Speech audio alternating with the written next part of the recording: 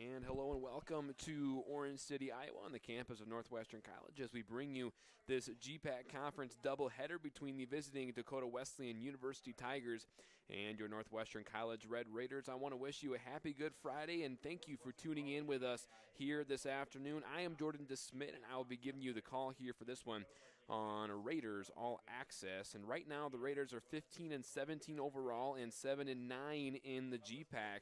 They are currently in a four-way tie for sixth place in the conference with Morningside, Jamestown, and Midland.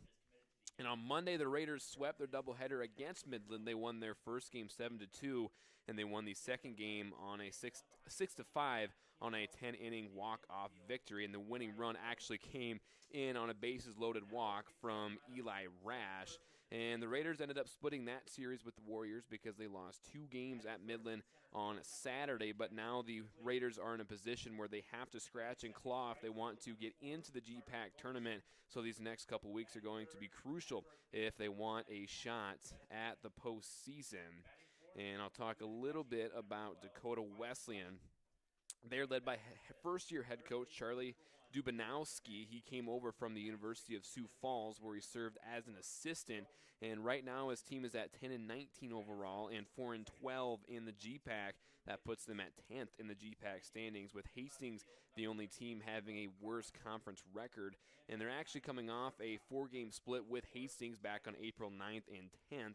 The two teams alternated wins, with the first game being a 5-4 Hastings victory, and the Tigers won the second game 7-5. Hastings won the third one 14-8, and the Tigers ended the series with a 9-4 win. And if you look at the Tigers' stats, their main weakness has been their pitching.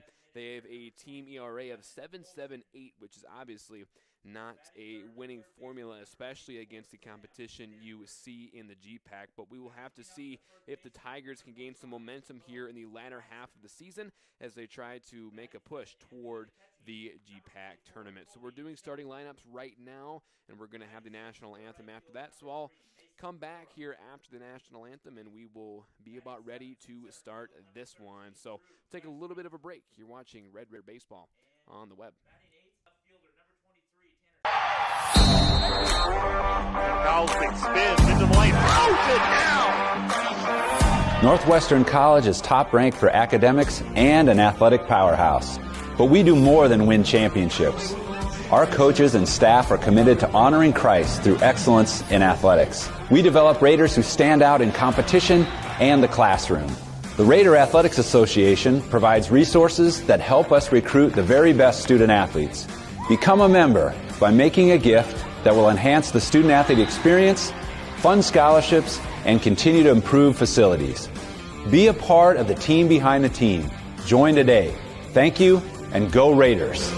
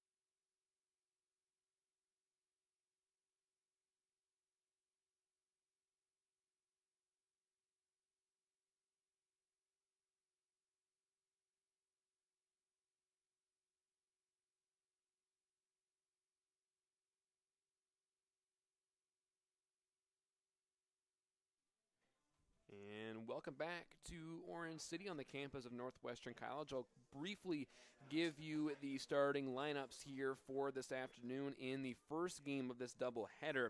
First for the Tigers, batting first, the center fielder number 11, Cameron Quigley. Batting second, the right fielder number 4, Carter Gullickson. Batting third, the first baseman number 10, Matt Bezdacek. Batting fourth, the catcher number 12, Wyatt Hunt. Batting fifth, the third baseman number 1, Luke LeMay. Batting sixth, the designated hitter number 44, Dalton Wilcoxon. And he's hitting for the pitcher, Seth Christensen. And batting seventh, the second baseman number 23, Drew Kitchens. Batting eighth, the left fielder number 38, Caleb Carmichael. And then rounding out the lineup for the Tigers will be the shortstop number 24, Michael Zeman. And for your Northwestern College Red Raiders, batting first, the shortstop number 12, Eli Rash. Batting second, the designated hitter number 34, Evan Olson. He's batting for the pitcher, Brett Shelton.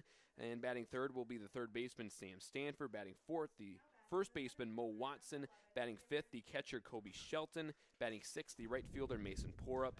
Batting seventh, the center fielder, Drew Dykstra. Batting eighth, the left fielder, Tanner Scouten. And batting ninth will be the second baseman, Jaden Snyder. As we get underway here in Orange City, here's Cameron Quigley here for the Tigers. And the first pitch from Shelton is a ball just missing, maybe a little low, a little bit inside as well. So we're just getting underway here in Orange City. And the 1-0 is a fly ball into center field. Dykstra ranging over, and he will make the catch for out number 1. So a quick out so far here for Dykstra, as he gets Quigley to fly out to center field. That'll bring up the right fielder, Carter Gullickson. And Gullickson having a good year as he looks at strike 1. Gullickson batting .330, has 7 doubles, 2 triples, 2 home runs, and 12 RBIs so far on the season. And here's the 0-1 pitch, swing and a miss. So he falls behind 0-2. Gullickson also a senior, his first season in a starting role for the Tigers. Here's the 0-2, swinging a ground ball over to short, fielded by Rash. He'll fire over to first for out number 2. So a good play ranging to his left that time by Eli Rash, and he gets the relatively speedy Carter Gullickson out. And that'll bring up the first baseman, Matt Bezdacek.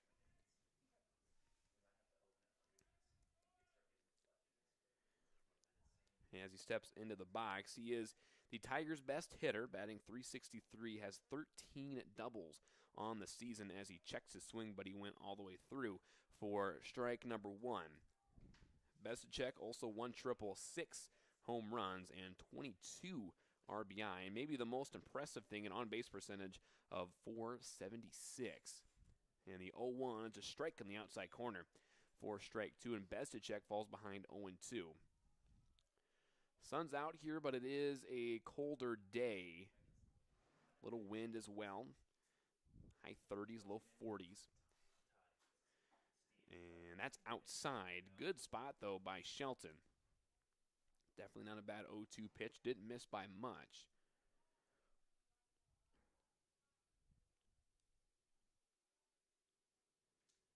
And here's the 1-2, swinging a foul ball out of play. And we will try the 1-2 count again. Some stats so far in the year for Brett Shelton. He's 3-4 in 8 starts. He's appeared in 9 games.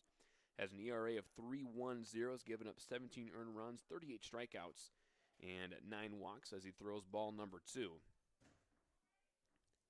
So he's having a good year so far. Looking to continue that here against the Tigers this afternoon. And here's the 2-2 pitch, swinging a fly ball into shallow right field. Watson ranging over, so is Porup, and he will not quite get there, as that actually looked like it bounced off the fence for a foul ball.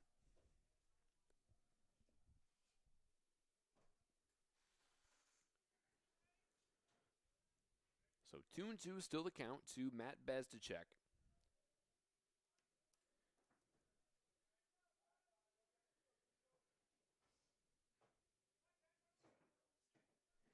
And Besicek actually a transfer from Southwest Minnesota State as well, as he looks at ball 3, and that'll run the count full. He was a .298 hitter last spring for SMSU. And here's the 3-2 pitch. That's a strike on the outside corner for strike 3. As Brett Shelton gets a 1-2-3 inning to begin the game here in the top of the first. We'll get you the bottom half of the first inning after this. You're watching on the web. Members of the Raider Athletics Association support Northwestern student athletes through gifts that fund scholarships and facility improvements. When you join the team behind the team, you are helping our student athletes continue to stand out. Join today. Go Raiders!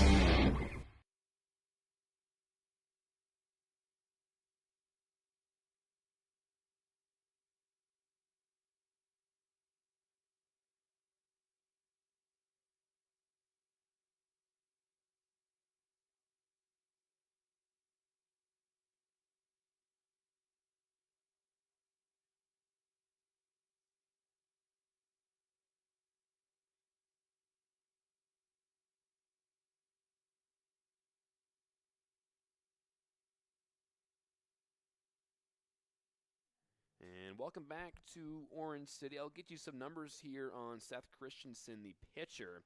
And he's appeared in 6 games. This will be his second start. He has an ERA of 7.62, and in 13 innings pitched, he's given up 11 earned runs and has 14 strikeouts to go along with 6 walks. And Christensen, not a pitcher only, he also is a regular in the batting order as well, but he is being DH'd for, I believe. Yes, he is. So we won't see him at the plate at least to start, but he is a decent batter. He's batting .222, 3 doubles, a triple, and a home run as well. So a dual threat player, a good athlete for the Tigers, and we'll see what the Raiders can do against him. So leading off will be Eli Rash, and he's the man that secured the walk-off walk to end the doubleheader back on Monday.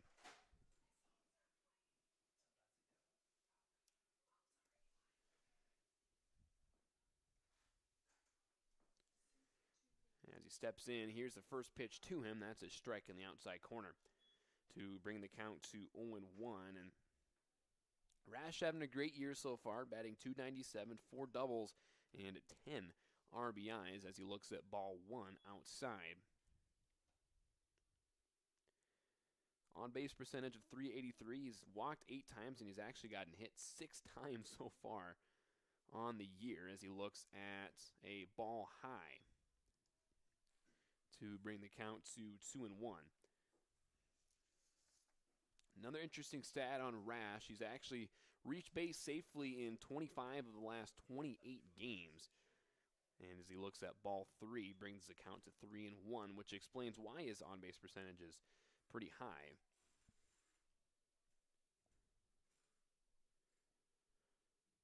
And here's the 3-1 count. That is a strike on the outside corner. Looks like that just clipped the zone. And that brought the count to 3-2. And the full count pitch inside. And Eli Rash will reach base safely for the 26th time in the last 29 games. Now here's the designated hitter tonight, Evan Olson, hitting for the pitcher Brett Shelton.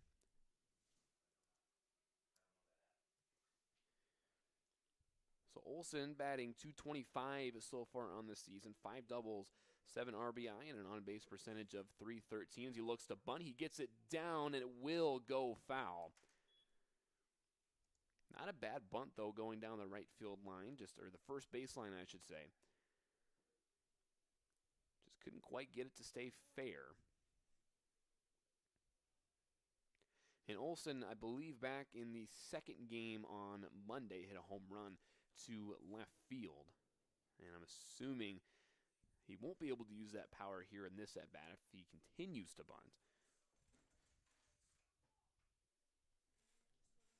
So 0-1's the count to tries to bunt again, pops it up.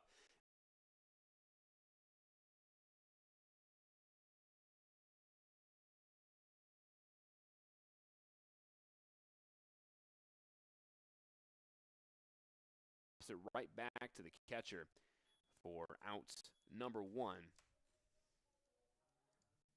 Up next, the third baseman, number 24, Sam Stanley. So one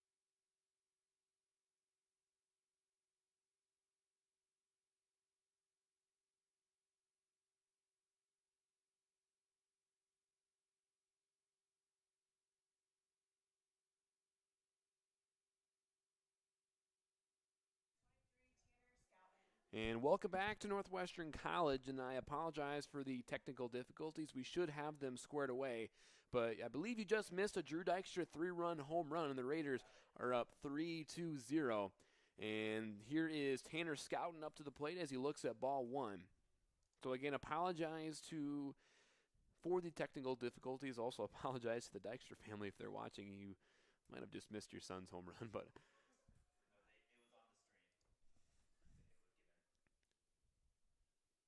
And that's ball two to Scouten, and I believe Dakota Wesleyan's head coach wants a quick word. That's Charlie Dubinoski.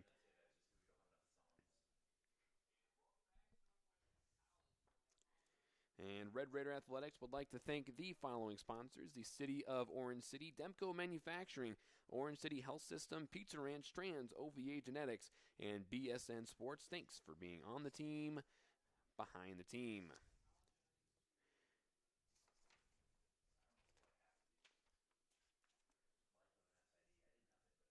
So here's Tanner Scouten again as the mound visit breaks up, facing a 2-0 count with 1 out, nobody on. And that's will bring it to 3-0 as Christensen in danger of walking his second batter of the inning on 4 straight pitches. Here is the 3-0. That is a strike that hits the outside corner. Scouten checked his swing, but I think he was just trying to get the timing down. Counts 3-1. And here is the 3-1 to Scouten as he looks at ball 4. Wasn't quite sure. So Scouten reaches on a walk, and that will bring up the second baseman, Jaden Snyder.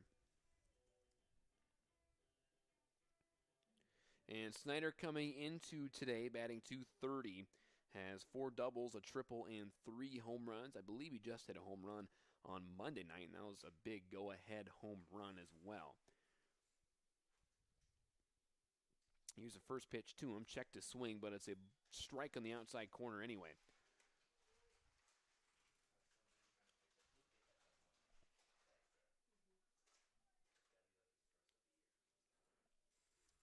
So 0-1 is the count to Snyder. Here's the 0-1. Scouten goes, ball in the turf. There's no chance to get Scouten. And Scouten will get to second base. And that's something he's really good at. He's got a lot of speed. And I believe that is his 10th stolen base on the season.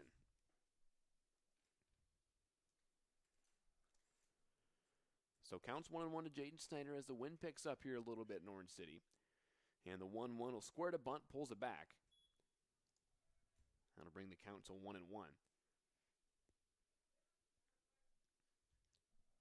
Excuse me, 2-1.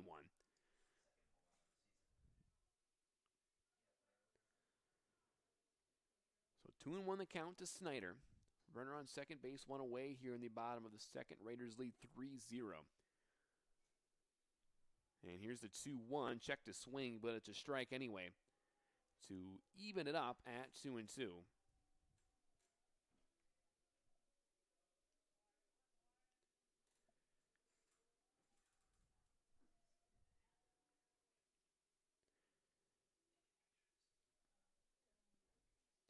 And the 2-2 to Snyder. He pokes his bat out there and gets it to foul away.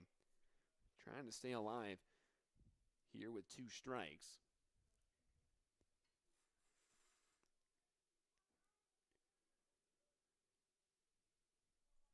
So in case you're just tuning in, bottom of the second inning, Raiders scored 3 runs on a Drew Dykstra 3-run home run. Raiders looking to continue to pile some runs out here in this inning as Jaden Snyder looks at ball 3 to run the count to a full count.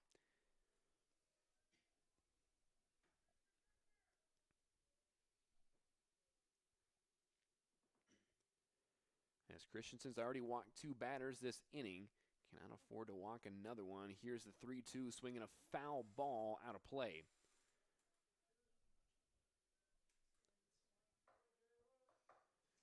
So Snyder putting together a good at-bat here, making Christensen work a little bit. hitting a few foul balls, working it to a full count. We'll see if he can finish it here. And here's the 3-2 pitch, high and outside. And good at bat by Snyder as he draws a walk, the third of the inning for Christensen. So runners on first and second for the shortstop, Eli Rash. Still only one away. I guess the good news is for Christensen, he has a double play opportunity now. And Rash back in the first inning walked and eventually was caught stealing. And here's the first pitch to him. That's in the turf. Ball one.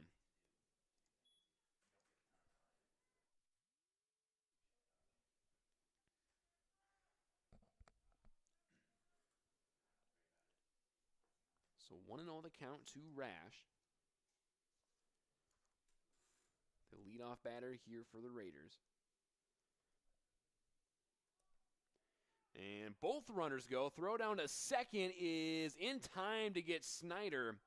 So the Raiders pull off a double steal. Snyder caught stealing, but Scouten reaches third safely. And that's Scouten's 11th stolen base on the season. And it was called a ball at the plate as well. So a runner at third for Eli Rash as the Raiders get a little risky there. Here's the 2-0. That's a strike. Just getting into the top of the zone.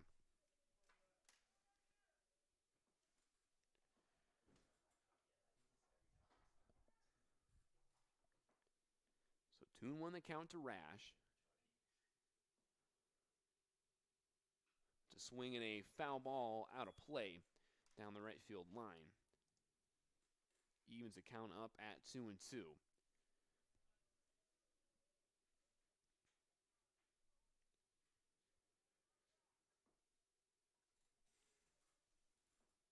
Two count, two away, runner at third.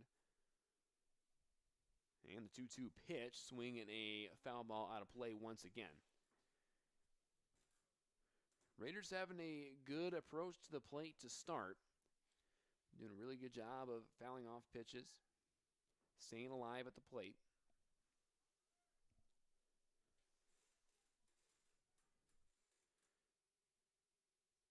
And the 2-2 once again to Rash. Just misses inside. Maybe crossed the plate a little bit high. So Rash runs the count full.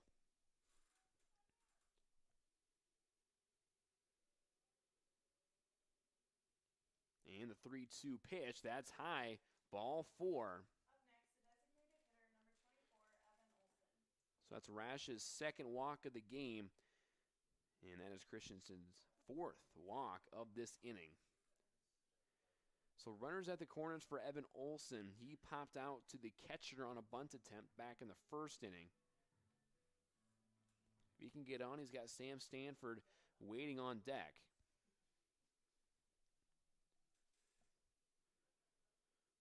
Here's the first pitch to him. That's a strike in the inside corner. Brings the count to 0-1.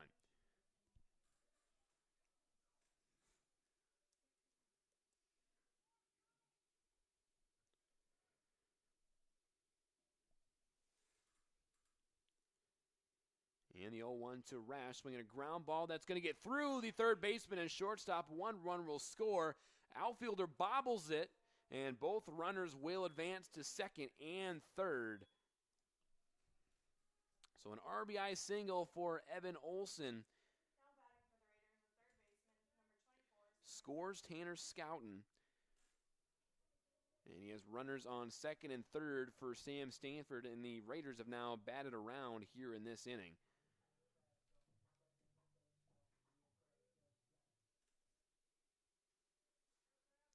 And Stanford is first time up, hit a line drive right to the center fielder.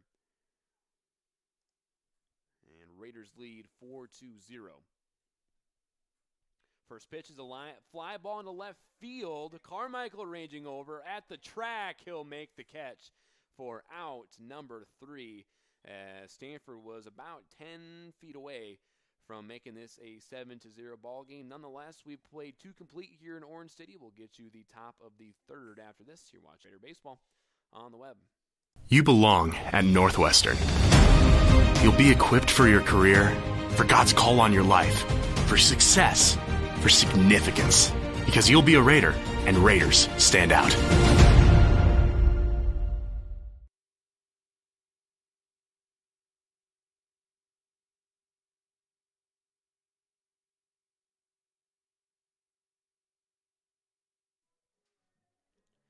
And welcome back to Orange City. No matter your age or ability, the CNOS Sports Medicine team can help you stay healthy, prevent injuries, and strengthen your game. CNOS, improving health. And Red Raider Tanner Scouten is an elementary education major. Did you know Northwestern's education majors spend more than 100 hours in area classrooms before they even teach? Raiders stand out. So about getting underway here in the top of the third inning, Raiders lead 4-0. Thanks to a Drew Dykstra 3-run home run and then an Evan Olson RBI single. And that will bring up the second baseman, Drew Kitchens.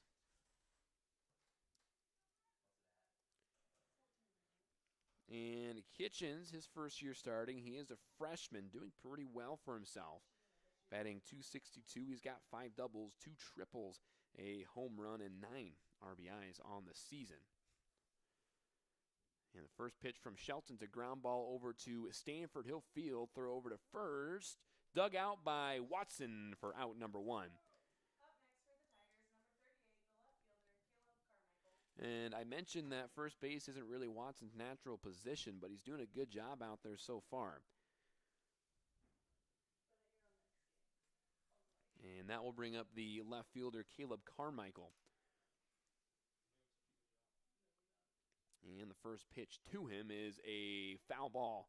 That was really close to being a base hit.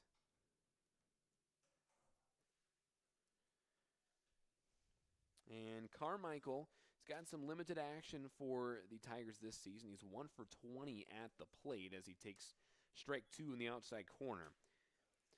He does have a home run, though, 4 RBIs and 4 walks.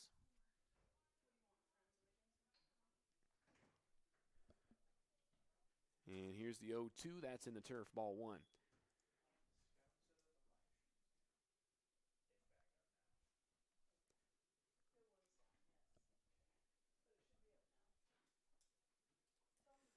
So count is 1-2 to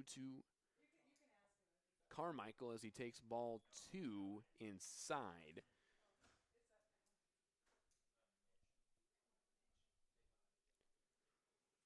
So counts even at 2-2. Here's the 2-2 from Shelton. That is strike 3 in the outside corner for out number 2.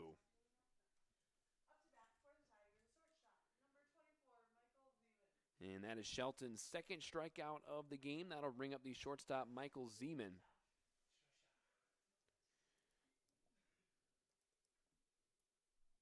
And the first pitch is a little high. It looked like a breaking ball that didn't quite break just enough. As Zeman also's gotten some limited action this year as well. He's 3 for 15 at the plate, 2 doubles and 3 RBIs as that breaking ball gets over for a strike. That'll run the count even at 1-1.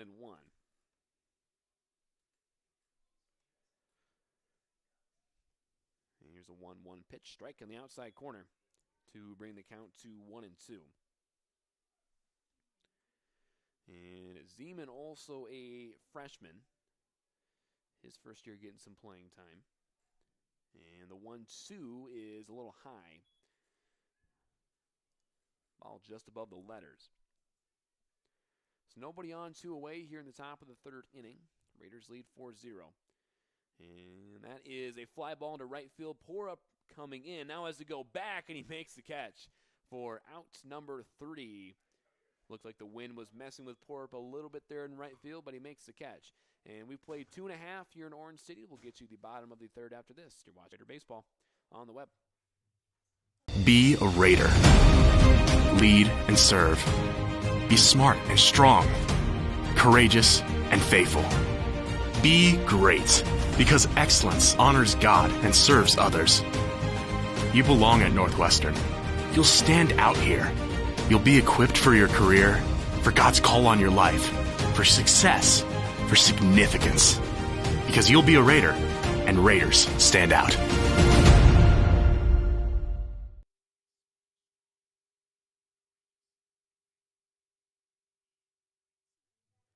And welcome back to Orange City. Hey, Raider fans, Orange City Area Health System is your partner for safe, skilled, and essential services from family medicine to behavioral health, sport medicine to therapy and rehab surgery to senior care. They offer the right care and the right place at the right time at Orange City Area Health System.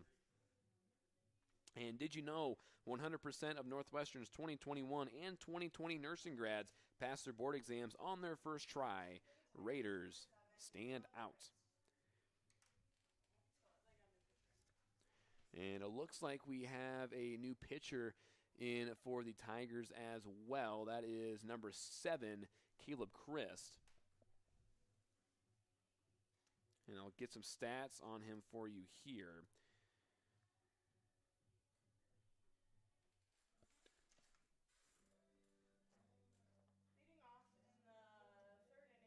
And I believe I'm not seeing any pitching stats on Christ. I'll have to get back to you on that.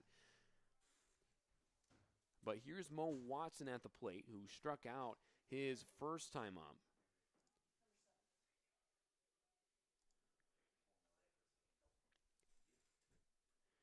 And here's the first pitch to Watson. That's in the turf, ball 1.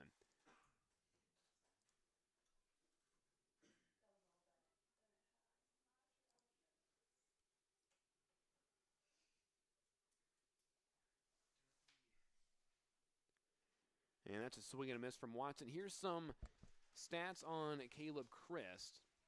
He has an 0-1 record, 9 1/3 innings pitched, 13 earned runs, and has 9 strikeouts to 12 walks. And that is a foul ball.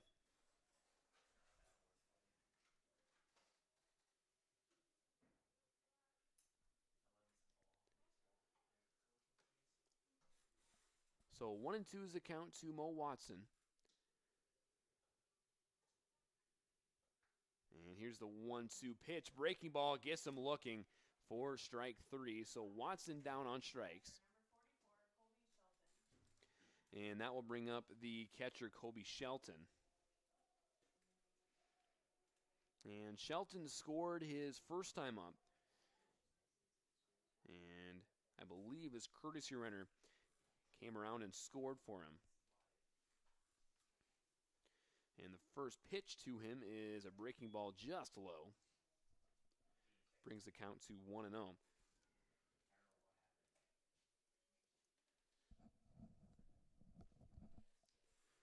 And the 1-0 pitch, that is a little number over to second. And Kitchens fields and fires over to first for out number 2.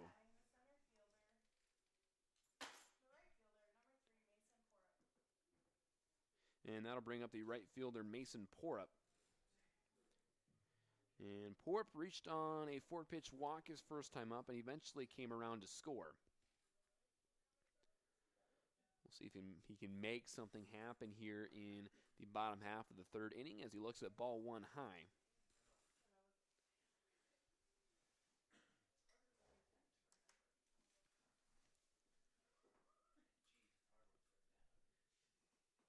And here's the 1-0 to Porup. That is a strike on the outside corner to bring the count even to 1-1.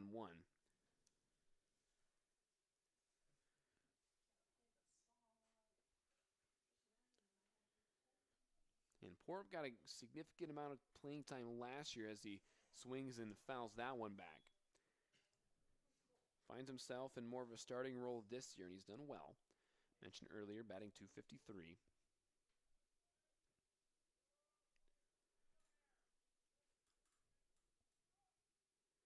And here's the 1-2 to Porup. That's in the turf, ball 2. And that will even it up at 2-2. 2 outs, nobody on, bottom 3rd. Raiders lead 4-0 thanks to a 4-run bottom of the 2nd inning. And that is a fly ball in the infield. Third baseman LeMay, no shortstop, calls him off. That's Zeman. He'll make the catch for out number 3. We've played 3 complete here in Orange City. We'll get you the top half of the 4th after this. You're watching Red Raider Baseball on the web. I came to Northwest to compete at a high level, get a Christ-centered education, and prepare myself for life after college. I love the community and alumni support we get at our games. By joining the team behind the team, you help Northwestern compete for conference and national titles. My goal is to praise God with the gifts He has given me to play the sport I love. Your support helps me be a part of a winning tradition of Red Raider Nation.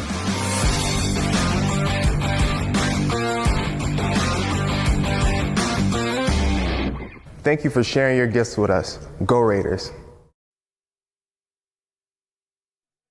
And welcome back to Orange City. Hey, Raider fans, help support Red Raider Athletics by joining the Raider Athletic Association. It's the team behind the team that supports our 530 student athletes. Go to nwciowa.edu/join-RAA to join today.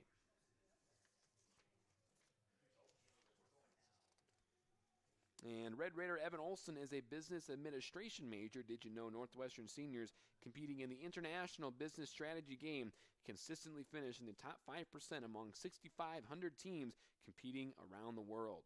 Raiders stand out.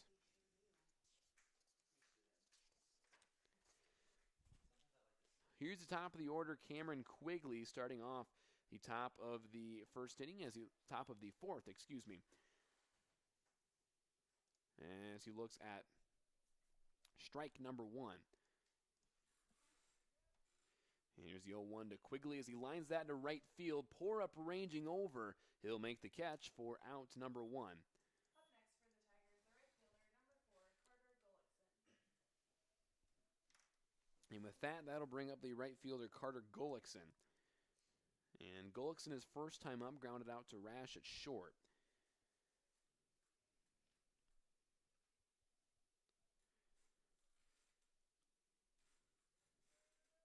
Here's the first pitch to Gullickson. That is a line drive straight to Stanford for out number 2.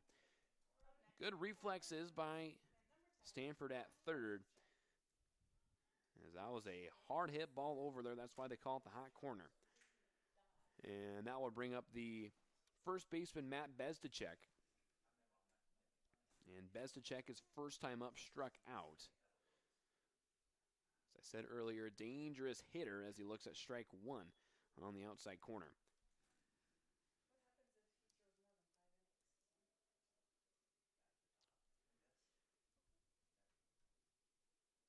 So 2 away, nobody on. And that's a foul ball out of play. Brings the count to 0-2.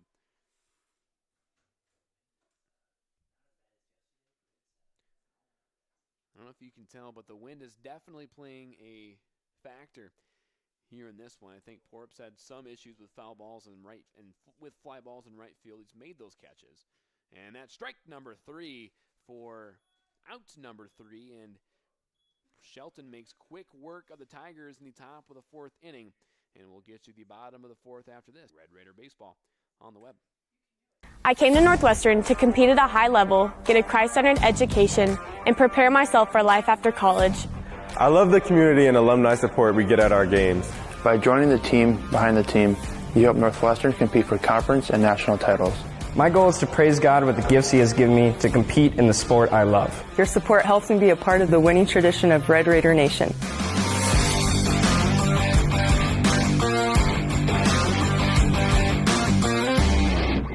Thank you for sharing your gifts with us. Go Raiders!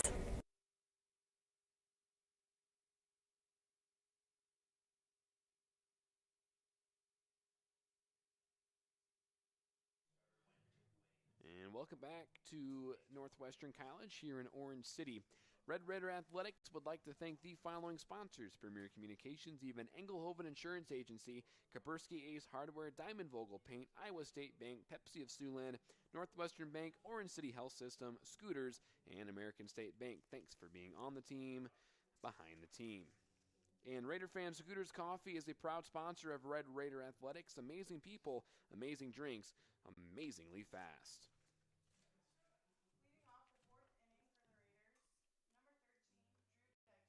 And leading off the bottom half of the fourth inning for the Raiders is Drew Dykstra. He hit a 3-run home run his last time up. We'll see what he can do here.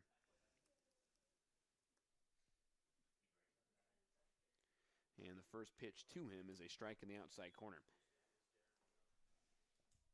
And Dykstra on the year coming in, batting .262, 5 doubles, 2 triples, now has 2 home runs and 12 RBIs after that home run he hit earlier as he looks at ball 1 in the turf.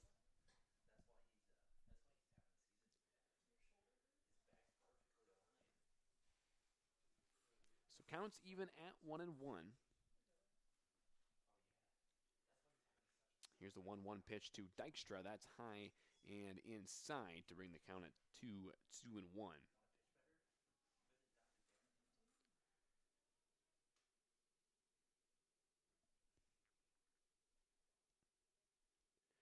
And the 2-1 to Dykstra. That is a ball. Looks like it just missed inside. So the pitcher, Chris, falls behind 3-1, and obviously not the batter you want to fall behind on. And that's ball 4 inside. Up next for the Raiders, number 23, the left fielder, Tanner Scouten. And Dykstra reaches on a walk. That will bring up the left fielder, Tanner Scouten, who reached on a walk his first time up, stole 2 bases, and eventually came around to score.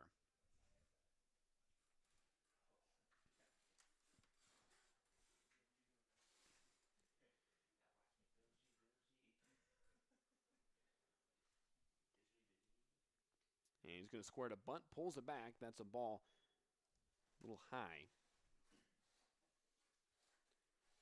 So we have a runner on first for Tanner Scouten. Looks like the Raiders might play a little small ball to get him over.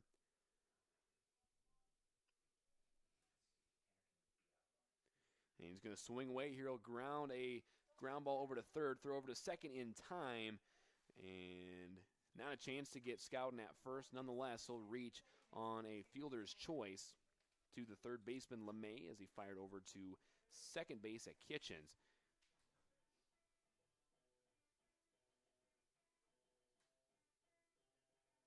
And that will bring up the second baseman, Jaden Snyder. And Snyder reached on a walk back in at the second. Eventually was caught stealing. As he looks at ball 1 outside.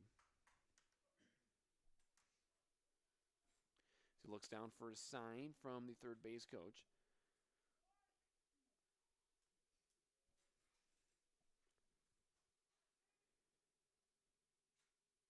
And the 1-0 Snyder runner goes. Snyder swings through it, but it's a foul ball. Brings the count to 1-1. Scouten going for his third stolen base of the game. We'll see if he can get it on this next pitch. Wouldn't be surprised if they pick over at Scouten here, trying to keep him honest.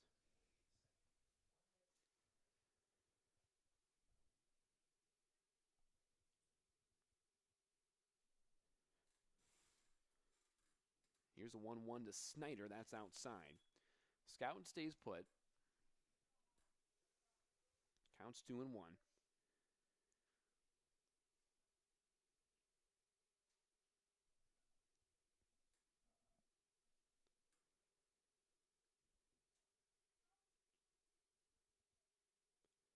And here's the 2-1. Scouten almost went. Took a big lead over there at first, as Snyder took strike number 2.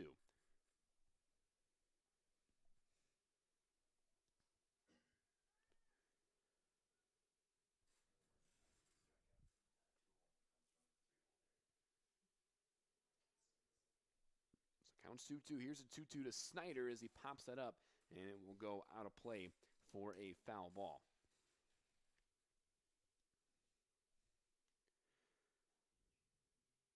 So bottom of the fourth inning, Raiders lead 4-0. Got a runner on, 1 out.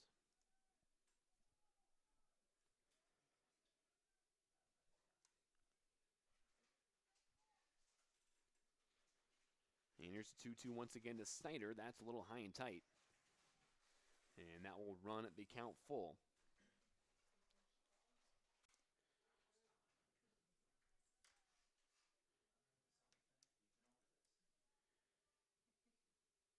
Snyder's done a pretty decent job of getting on base. Has an on-base percentage of .333 coming in. We'll see if he can get on here. Stoughton goes. That's a line drive into left field. That is going to one-hop the wall. They're going to send Stoughton home, and Snyder is in with an RBI double.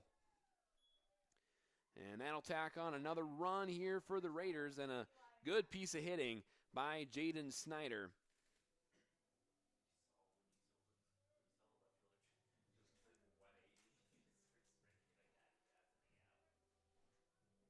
So Raiders lead 5-0 for the leadoff batter, Eli Rash, who technically does not have an official at bat. He's walked twice.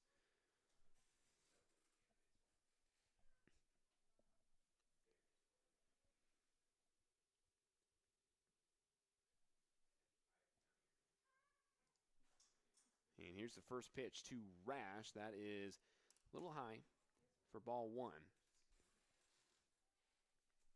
And if you're just joining us, Raiders lead 5-0. Had a 3-run home run from Drew Dykstra in the bottom of the second, then an RBI single by Evan Olson. And then now an RBI double by Jaden Snyder as Rash looks at strike one on a breaking ball.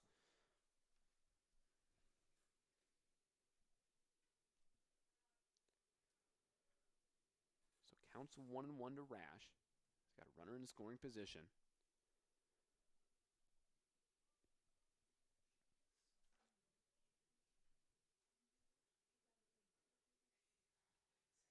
He checks Snyder at second, and that's a strike in the outside corner. Brings the count to 1-2.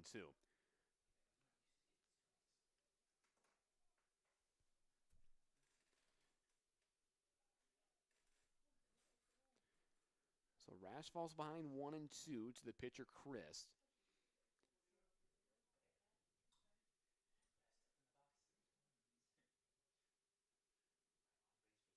And the 1-2. That's outside. The catcher, Hunt, set up outside. Probably looking to get that on the outside corner. And Chris just missed his spot.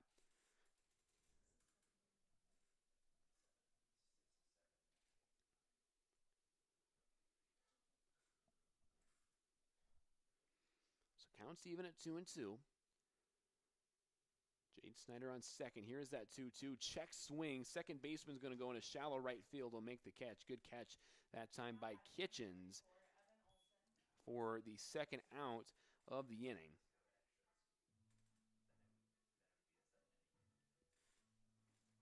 And that will bring up the designated hitter, Evan Olson. Olson popped out to the catcher in the first, then had that RBI single back in the second. Got a chance for another RBI opportunity here with Jade Snyder standing at second after his RBI double.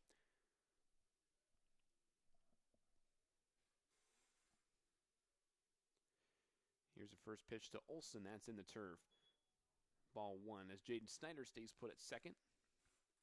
Good block by the catcher, Hunt.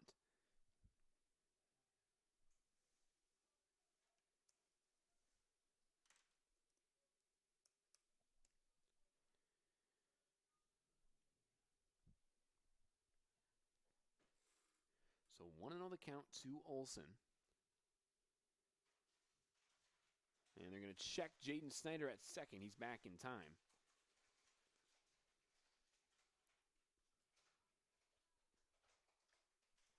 Count still 1-0 to Olson.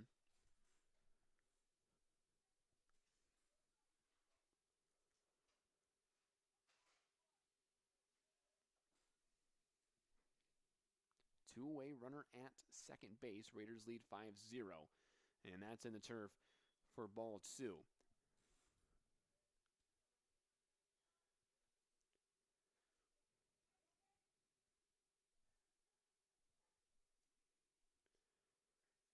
So Olson works ahead here in the count 2-0. See if Christensen can work back as he takes his time, checks for the sign, and comes set.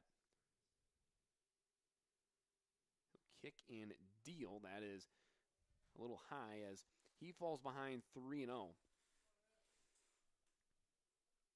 With Sam Stanford waiting on deck. He's had a couple hard hit balls so far, looking to extend his hitting streak.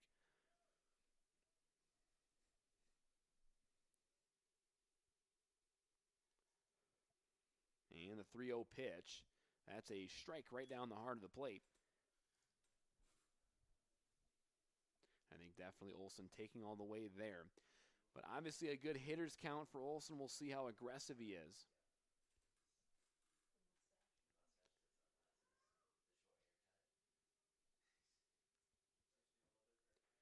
And the 3-1, that's outside, ball 4. Now up, the third baseman, number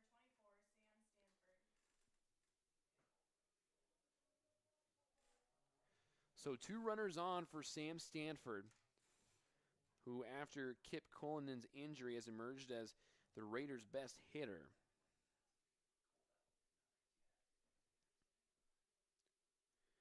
Like I said earlier, 15-game hitting streak. He's 0 for 2 so far with a couple hard hit balls, one to left field and another one to center field.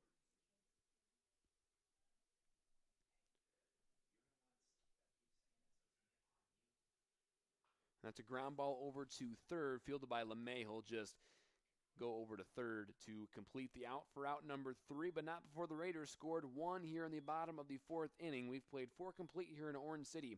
We'll get you the top half of the 5th inning after this. You're watching Red Raider Baseball on the web.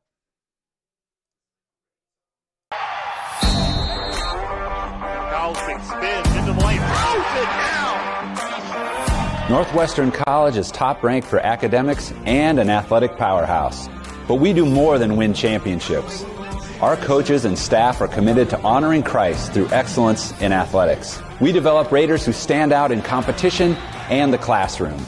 The Raider Athletics Association provides resources that help us recruit the very best student athletes. Become a member by making a gift that will enhance the student-athlete experience, fund scholarships, and continue to improve facilities. Be a part of the team behind the team. Join today. Thank you, and go Raiders.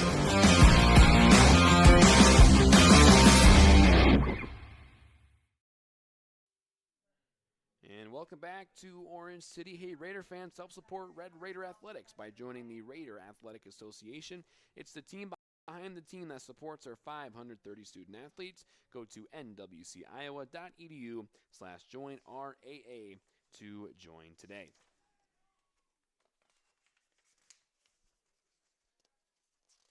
And did you know Northwestern is ranked 6th among 76 Midwestern regional colleges by U.S. News? Raiders stand out as the first batter of the inning steps up to the plate. That's Wyatt Hunt. He looked at strike 1 to start the at-bat. And here is the 0-1. Hunt looks at strike 2 on the outside corner.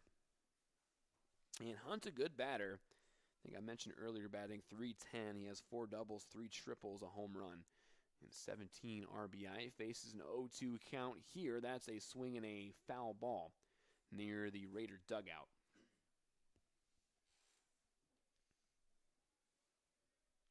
And Hunt, the Tigers catcher as well. He's made a couple of decent blocks back there. Here's the 0-2 count once again, just outside.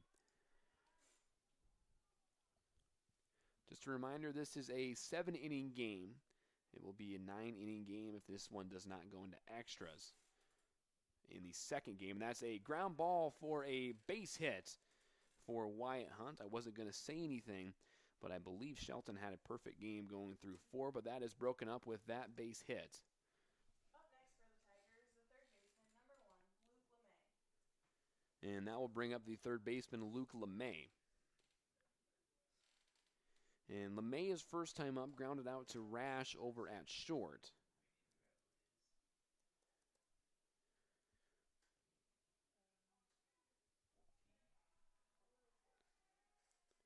We also have a courtesy runner over at first.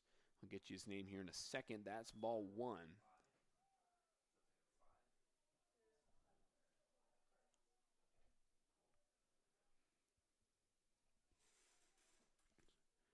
So 1-0 is the count here to Luke LeMay. Here's that 1-0. That's a little dribbler foul. Brings the count to 1-1. I believe that courtesy runner over at first would be number 6, Traven Bolstorff from Johnson, Nebraska. That is a strike on the outside corner to Luke LeMay.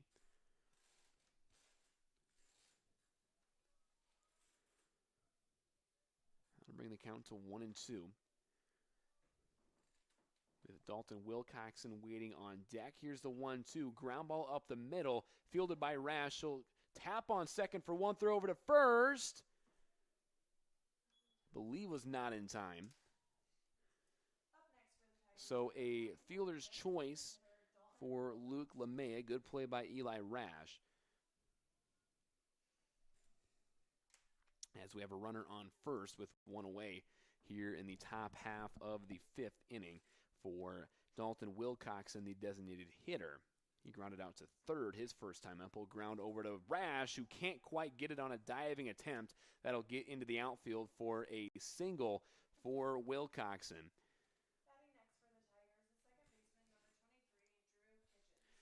So Shelton really in his first jam of the game. So he has runners on first and second for the second baseman, Drew Kitchens. And Kitchens grounded out to Stanford over at third back in the 3rd inning.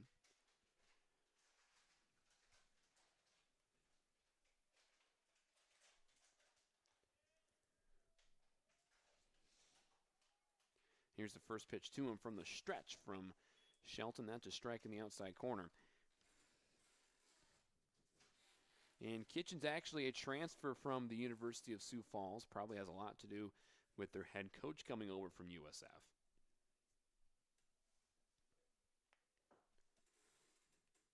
Faces an 0-1 count here from Shelton.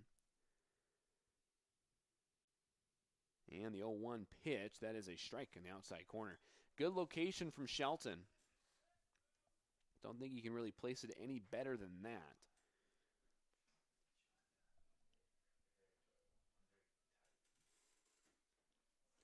So Kitchen falls behind 0-2.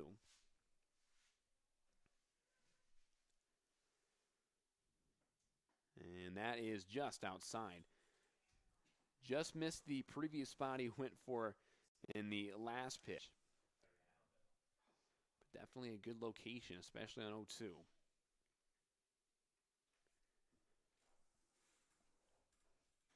So runners on first and second, one away. And that's a foul ball out of play.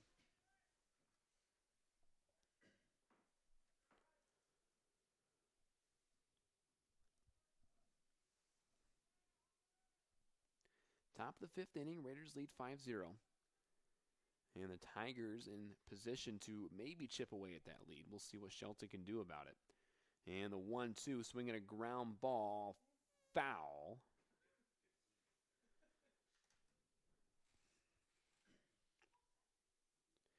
And that ball had a bit of a weird spin on it. I was actually thought that was going to be foul off the bat, but it kind of once it was bouncing around that foul line, it finally bounced toward the third base coaching box for a foul ball.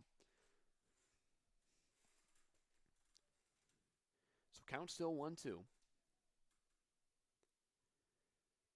Here's a pitch from Shelton. That is a foul ball back to the screen. So Kitchens putting together a good at-bat here. Has hit a few foul balls. If anything, he's getting Shelton's pitch count up here.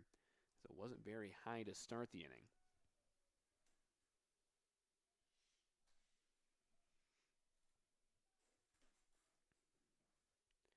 And the 1-2, that is another foul ball out of play.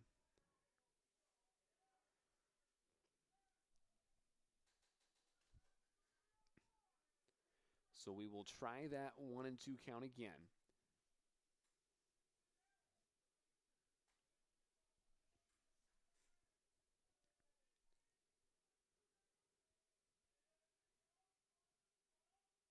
And the 1-2 pitch, that's high and inside. Evens it up at 2-2. So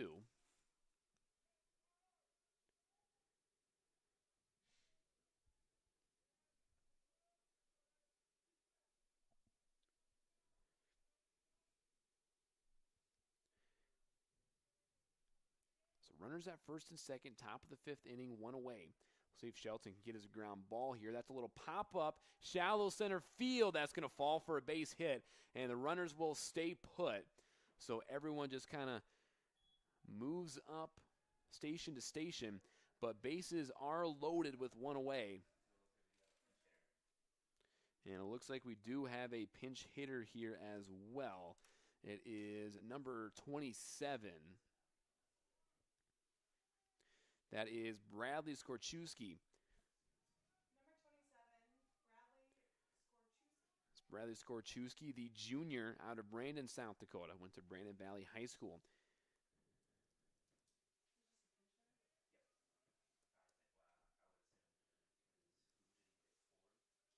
And some numbers here on Skorczewski. Batting .233 on the season, 2 doubles, a home run. He has 6 RBIs, an on-base percentage of .431 thanks to 12 walks as he looks at strike 1 on the outside corner. And he comes up in a big spot here. We'll see if Shelton can work out of this. And Skorczewski actually a transfer from Minnesota West Community College. First year getting playing time for the Tigers. Here's the 0-1 pitch. That's a foul ball back to the screen.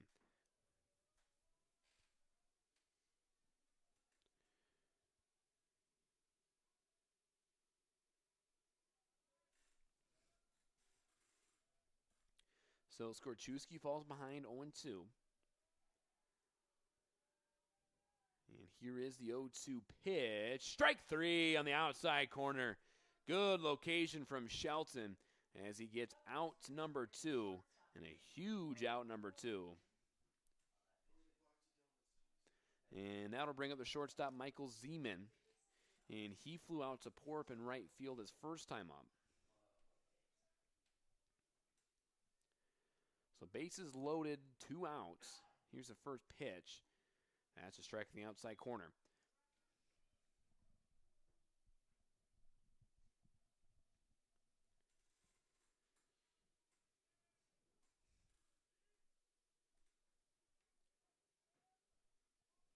And the 0-1 just misses outside.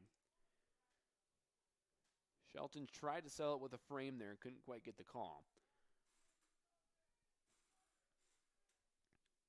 Counts even at 1-1. And here is that 1-1 pitch, strike 2 in the outside corner. Shelton's been really hitting that outside corner of the plate. See if he can do it again here. As Zeman scoots up in the batter's box a little bit, crowds the plate. Here's the 1-2. That's a ground ball foul.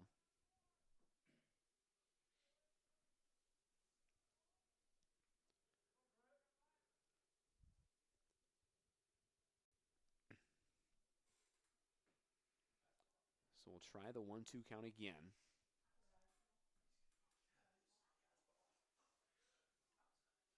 Shelton kicks and deals. That is a foul ball out of play.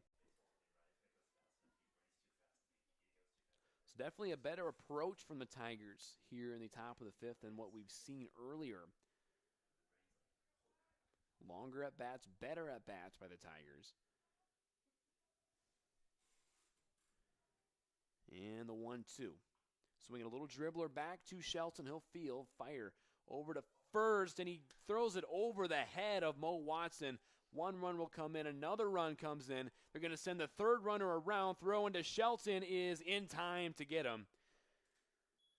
So the Raiders give up 2 on the throwing error by Shelton and before the runner at home was thrown out. So the Tigers get 2 here in the top of the fifth. We'll see if the Raiders can respond. We'll get you the bottom of the fifth after this. You're watching Red Baseball on the web. Members of the Raider Athletics Association support Northwestern student athletes through gifts that fund scholarships and facility improvements. When you join the team behind the team, you are helping our student athletes continue to stand out.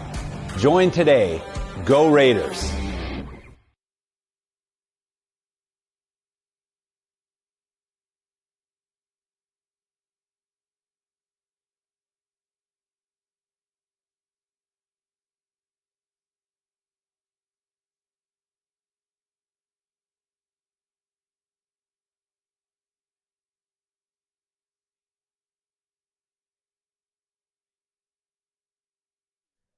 And welcome back to Orange City. Red Raider Athletics would like to thank the following sponsors: the City of Orange City, Demco Manufacturing, Orange City Health System, Pizza Ranch, Trans OVA Genetics, and BSN Sports. Thanks for being on the team, behind the team.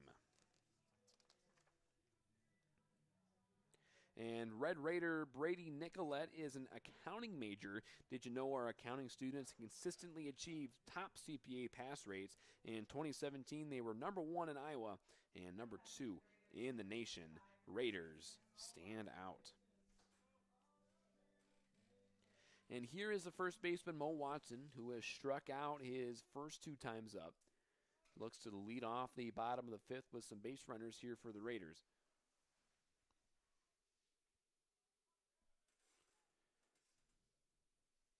And here's the first pitch to him. Breaking ball that he pops up in the infield. Shortstop can't find it. Nobody can find it in the infield. Finally, the pitcher drops it as he tried to range over and get it. So Christ had to look up and find it.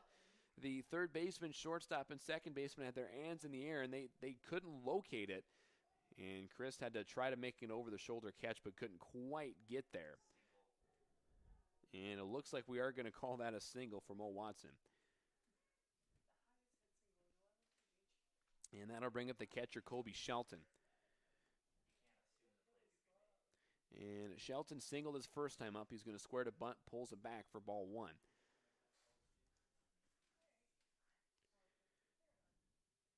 And Shelton, like I said, RBI. Actually, I don't think it was an RBI single. Single in the second inning, grounded out to the second baseman in the third. So he's 1 for 2. And the 1-0 is inside. Close pitch. A good take by Shelton.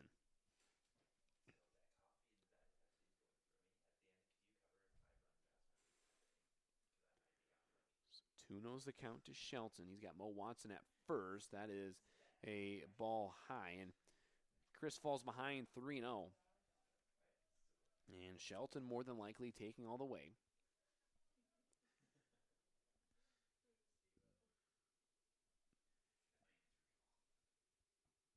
And the 3-0 pitch, that is a strike right over the heart of the plate. So a hitter's count here for Shelton. Again, we'll see how aggressive he is.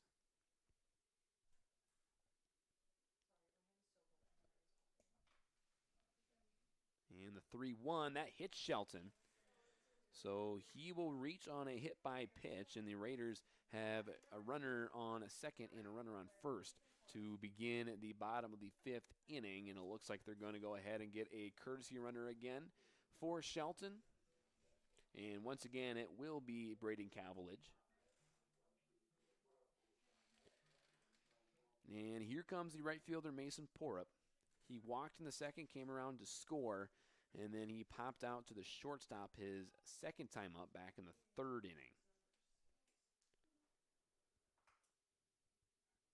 Now a golden RBI opportunity for him as pitcher Chris calls time.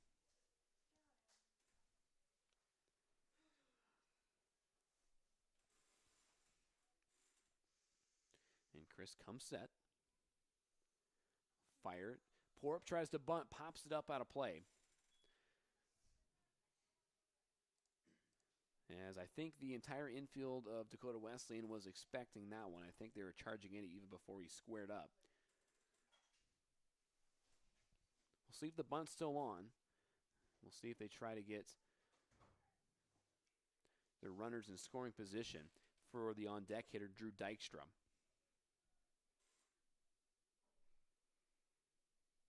One wants to count to Porup. He'll square to bunt again. He gets it down this time. Pitcher fields a fire to third in time for an out. So good job by Chris getting it over to LeMay. So Porup reached on a fielder's choice. But Watson thrown out at third.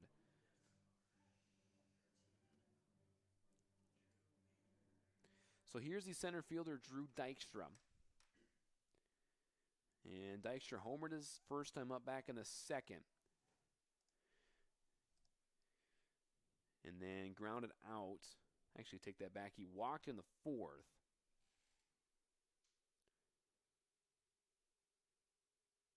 And looking to get back on base this time. And he takes ball one outside.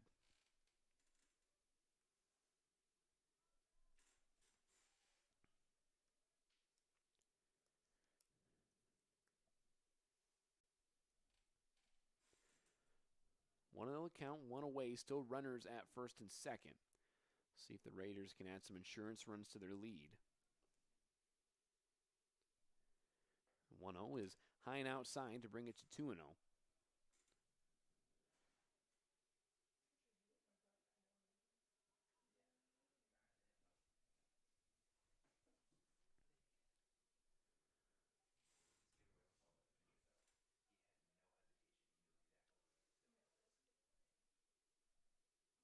So we'll see if Chris can work his way out of this jam. 2-0's the count. Here is a 2-0 pitch. Breaking ball in there for a strike.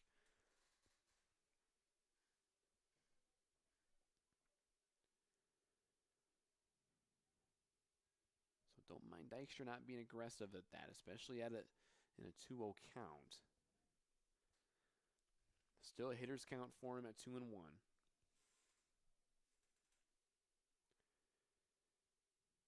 And here is a 2-1 pitch. That is a ground ball foul back to Scouten in the on-deck circle.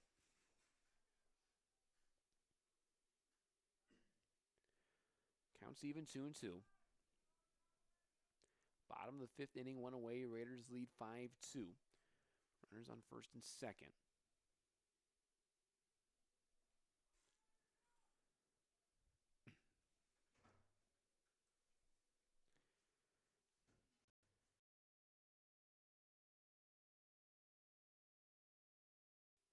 As Chris kicks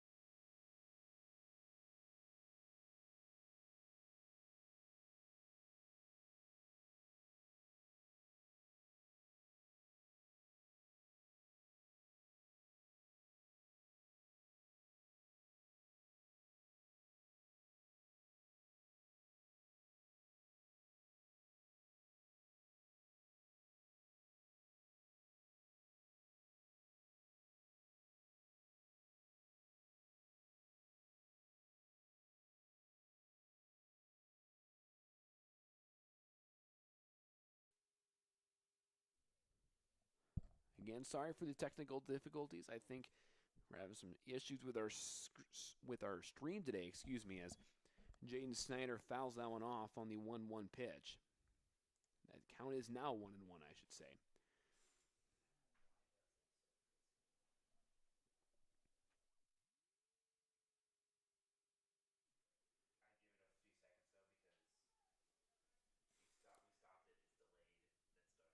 So 1-1 is the count to Snyder as he nubs that over to third. He fields and fires over to Furs for out number 3. That was a good play by the third baseman, LeMay. We've played 5 complete here in Orange City. The Raiders score 1 in the bottom of the 5th inning. We'll go to the top of the 6th after this. You're watching Red Raider Baseball on the web. Members of the Raider Athletics Association support Northwestern student athletes through gifts that fund scholarships and facility improvements. When you join the team behind the team, you're helping our student athletes continue to stand out. Join today. Go Raiders!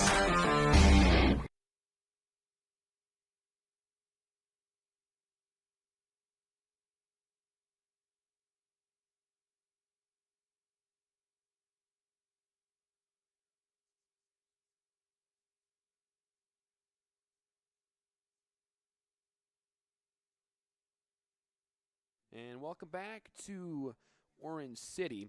And Raider fans, no matter your age or ability, the CNOS Sports Medicine Team can help you stay healthy, prevent injuries, and strengthen your game. CNOS, improving health.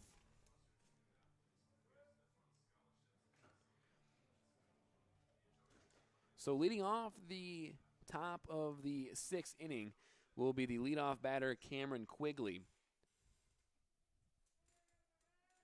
And Quigley 0 for 2, a fly out to the center fielder and a fly out to the right fielder as he lines that one to the left field.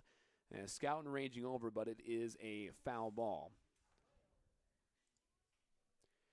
So that's just a long strike number 1.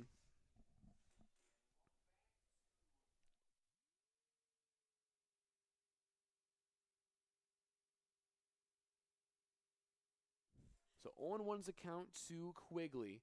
And that's in the turf, ball 1. Counts even at 1-1.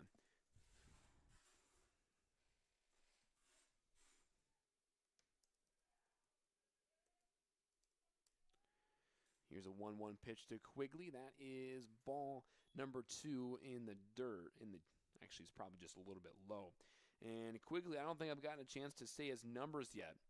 Batting .274 coming in, 4 doubles, 1 triple, and 2 home runs as he lines that one for a single between third base and shortstop. So Quigley aboard with nobody out.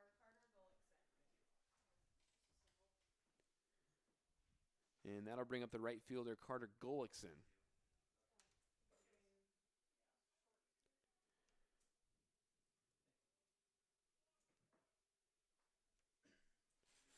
And Gullickson so far, ground out to Rash at short, and then a line out to Stanford at third as he looks at ball 1 high and outside. So the Tigers looking to threaten again. Had a good inning last inning. Had the bases loaded, but actually scored thanks to a throwing error on Shelton. And that is a foul ball back to the screen. Evens it up at 1-1.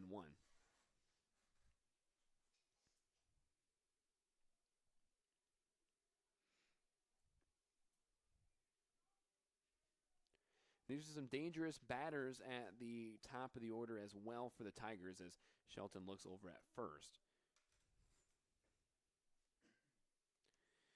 And definitely have to be careful with Quigley as he does have 7 stolen bases on the season. And we'll throw over to Quigley again. Again, not in time. Count still 1-1.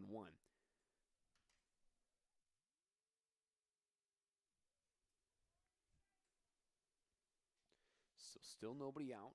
Runner on first base, top of the 6th inning, as that's a line drive into right field. That is going to fall for a base hit. Runner around second will go to third. They're going to try for a double, and he's in there safely. Good hustle by Gullickson, and he has a double to put 2 runners in scoring position. And this is a dangerous batter in Matt Bezdacek. So we'll see how the Raiders will do this, as they're definitely in a tough spot with nobody out and runners at second and third. With Bezdacek up. He has struck out twice so far, but like I said earlier, he is the Tigers' best hitter. First pitch to him is inside and low. Brings the count to 1-0.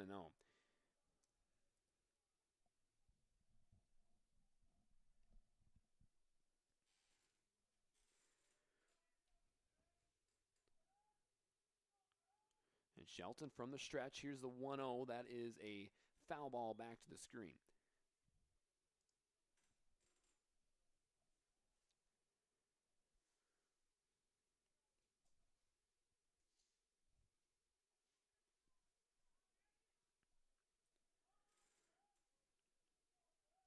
So counts even 1-1.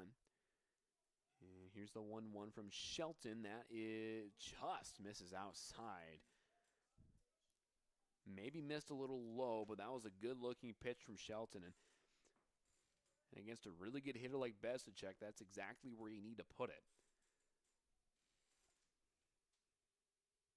As Bezdacek taking his time getting back into the batter's box. Here's the 2-1. That's a foul ball.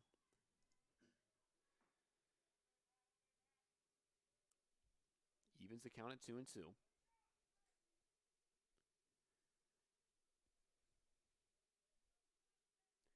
Big pitch coming up here from Shelton. And the 2-2. That gets away from Kobe Shelton, and not enough for the runners to advance. So that was a check swing, ball 3. Runs the count full to 3-2.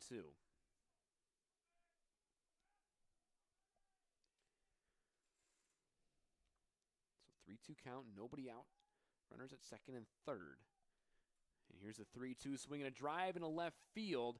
And the center fielder, Dykstra, ranging in. Runner might try to tag. He catches it. He'll fire into home, and that's not going to be in time. So the Tigers score on the sacrifice fly. So a good at bat by Bezdacek. And they score another run due to the Tigers. And they cut the Raider lead to 6-3. And here's the catcher, Wyatt Hunt. And Hunt so far on the day grounded out to the shortstop, and then he singled back in the fifth, and there is a mound visit here for Shelton. Don't think they are pulling him. Just talking a little strategy here.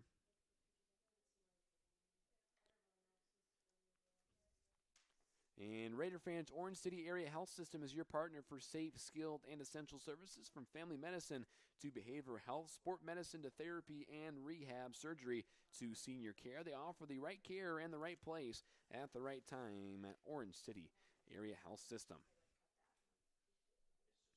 So the mound visit breaks up, and here's Wyatt Hunt, the Dakota Wesleyan catcher. And the first pitch to him, breaking ball, just a bit high.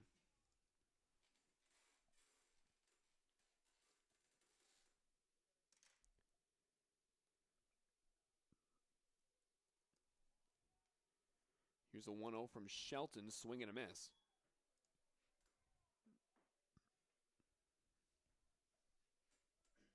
Like I said, like these first four batters here for Dakota Wesleyan, really dangerous. Leave all batting 300 or greater. So needs to be careful here with Wyatt Hunt. And the 1-1, that is a foul ball out of play just over the Dakota Wesleyan dugout.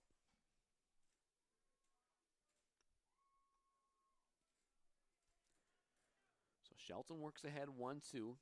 Big pitch coming up. And the payoff pitch, that's a swing and a fly ball in the infield. Snyder ranging over to shallow right field. He'll make the catch for out number 2. So good running catch by Jaden Snyder. And that'll bring up the third baseman, Luke LeMay. Mays made a couple good plays over at third today. His first time up in the second, he grounded out to Rash at short. And then he reached on a fielder's choice back in the fifth, and he came around to score. And that is a fly ball in a shallow right field. Porup coming in. He won't get there. Runner's going to go home. Here comes the throw. There will be no throw from Porup.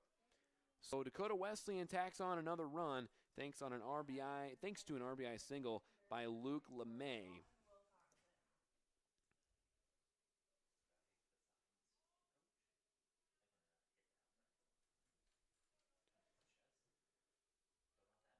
So a 6-4 ball game now here in Orange City. And here's Dalton Wilcoxon. The first pitch to him is a little outside. Wilcoxon, the designated hitter, he grounded out to third back in the second. Then he reached on a single back in the fifth, and he came around to score. And that's a foul ball out of play. Counts even 1-1. We'll see if Shelton can get out of this inning.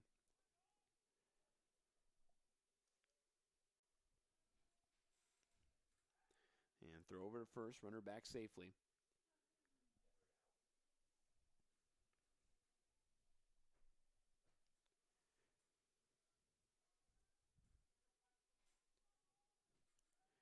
And the 1-1, swinging a ground ball over to Rash. He'll field, throw over to first on the run, and it's in time for Watson to tag out Wilcoxon at first for out number 3 to end the top of the sixth inning. We'll get you the bottom half of the sixth after this. You're watching Red Raider Baseball on the web.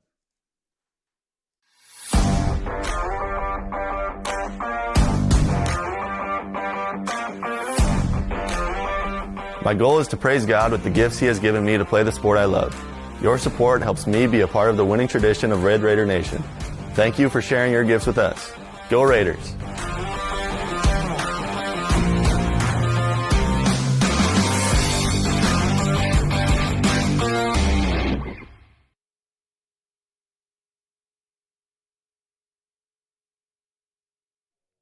And welcome back to Orange City. Hey, Raider fans, help support Red Raider Athletics by joining the Raider Athletic Association. It's the team behind the team that supports our 530 student athletes. Go to nwciowa.edu/join RAA to join today. And did you know Northwestern is one of only 5 institutions in Iowa that offer a master's degree in physician assistant studies, and the only one west of Des Moines? Raiders stand out. So leading off the bottom of the sixth inning and looking for some insurance runs here for the Raiders will be the shortstop Eli Rash. And Rash walked his first 2 times up and then popped out to the second baseman back in the fourth. And here's the first pitch to him. That's a strike on the inside corner. Again, this first game will be a 7-inning game. And then granted, this one doesn't go into extras. The next game will be a 9-inning contest. And that's a ground ball over to short. Zeman fields. He'll fire over to first for outs number 1.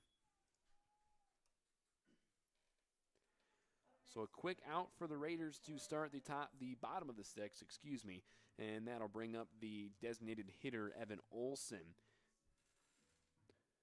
Olson 1 for 2, popped out to the catcher in the first inning, singled in the second, and then he walked back in the fourth.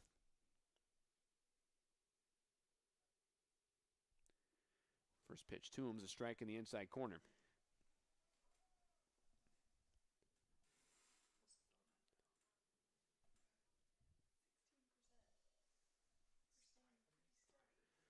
And the 0-1 almost hits Evan Olson for ball number 1. And the Raiders got off to a 5-0 lead after 4 innings. Dakota Wesleyan got 2 in the top of the fifth as this one is fouled out of play by Evan Olson. The Raiders tacked on 1 in the bottom of the fifth, but then the Tigers tacked on 2 in the top half of this inning. And the Raiders looking for some insurance. Then hopefully holding off the Tigers in the top of the 7th. And the 1-2 to Olson, that is a foul ball out of play down the right field line.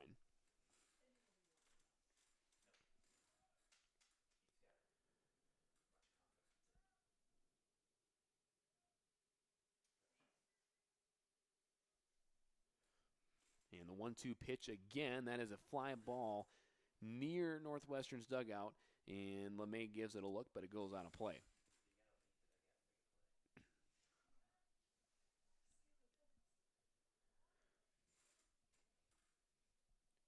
So Olson stays alive, still a 1-2 count.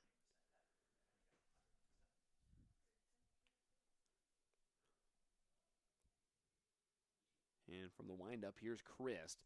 That is a fly ball in the infield behind the home plate. Here's the catcher coming in, and he will not make the play. Good effort by Hunt, and Olson stays alive to see another pitch.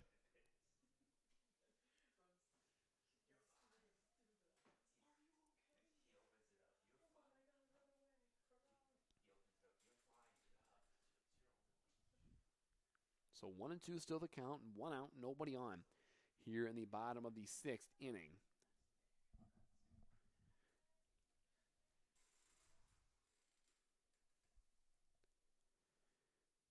And the 1-2, that's high, ball 2.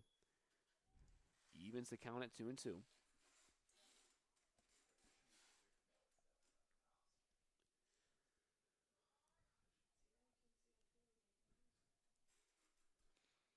And the 2-2 pitch, that's in the dirt, ball 3, excuse me. And that will run the count full at 3-2. Right now, the Raiders just concerned about getting quality at-bats together, getting base runners. Even 1 or 2 runs. It's really all the Raiders really need this inning. And the 3-2, that's low, ball 4. So Olson reaches on a walk, and that will bring up the third baseman, Sam Stanford. 0 for 3 so far. Flew out to center, flew out to left in his first 2 at-bats. Reached on a fielder's choice back in the 4th. Again, looking to extend that hitting streak. We'll see if he can do it here.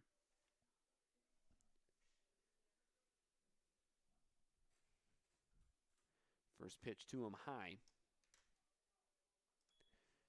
Brings the count to 1-0.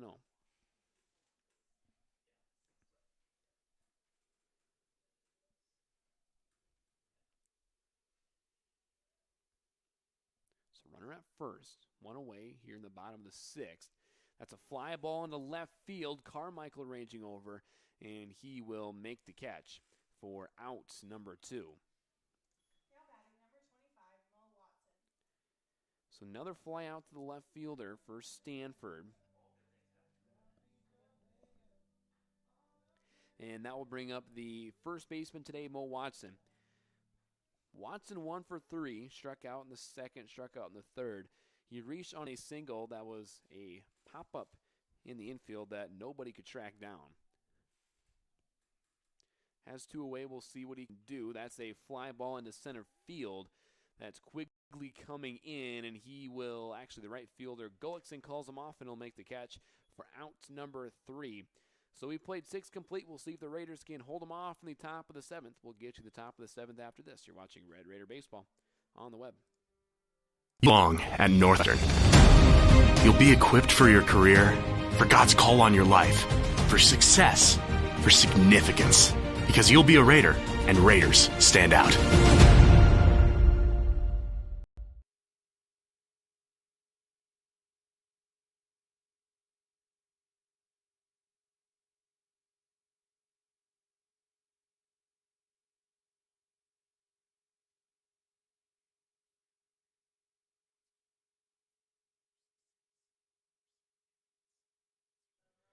And welcome back to Orange City. And Raider fan, Scooter's Coffee is a proud sponsor of Red Raider Athletics.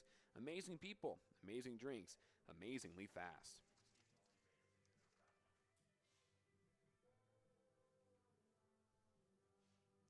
And Red Raider Kip Cullinan is a biology, health professions, and chemistry major who wants to be an orthopedic surgeon. Did you know our 2021 grads MCAT scores ranked in the top 10% in the world? Raiders stand out. So top of the 7th inning, and the Tigers have 7, 8, and 9 to start. And here's the second baseman, Drew Kitchens. He singled back in the 5th, and then he grounded out to the third baseman, Stanford back in the 3rd. Shelton's still up there as he throws in strike number 1.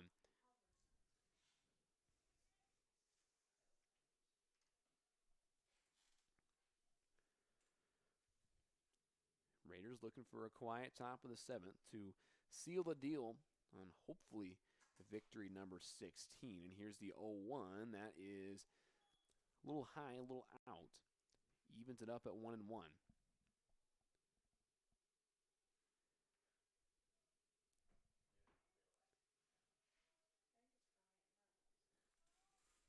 And the 1-1, that's outside. Not a bad looking pitch from Shelton. Counts at 2-1. Looks like a little bit of activity in the Raider bullpen just in case.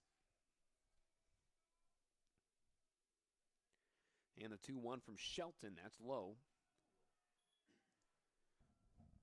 So count runs to 3-1.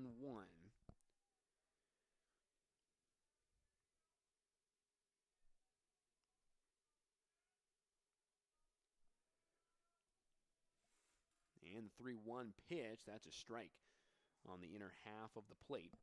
Runs the count to full.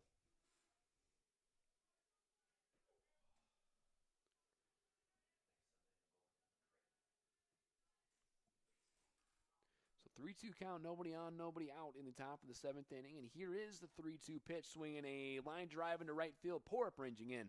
He'll make the catch for out number 1.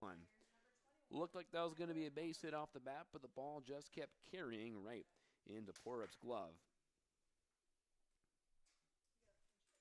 And it looks like we have another pinch hitter here. It'll be number 21, Kyler Halverson, the 5'10 senior out of Casper, Wyoming.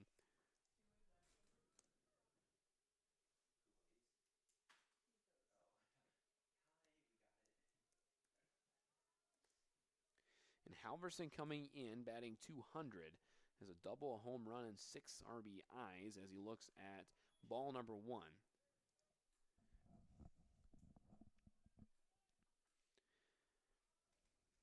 And Halverson to transfer from Lake Region State College as he fouls that one back, evens it up at 1-1.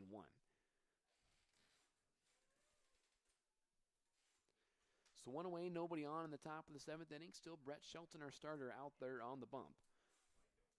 And here's the 1-1, just misses outside. Good location by Shelton to bring it to 2-1. And that's a swing and a miss. Evens it up at 2-2. Shelton working a little quick up there on the mound.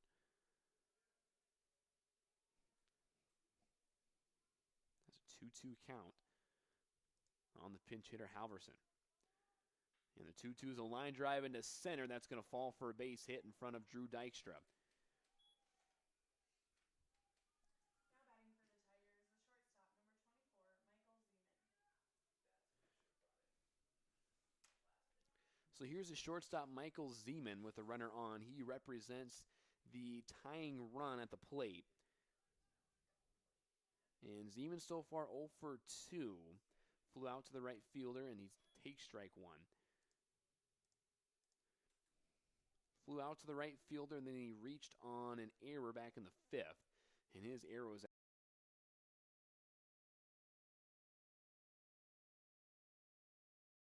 what brought in 2 of the first 4 runs.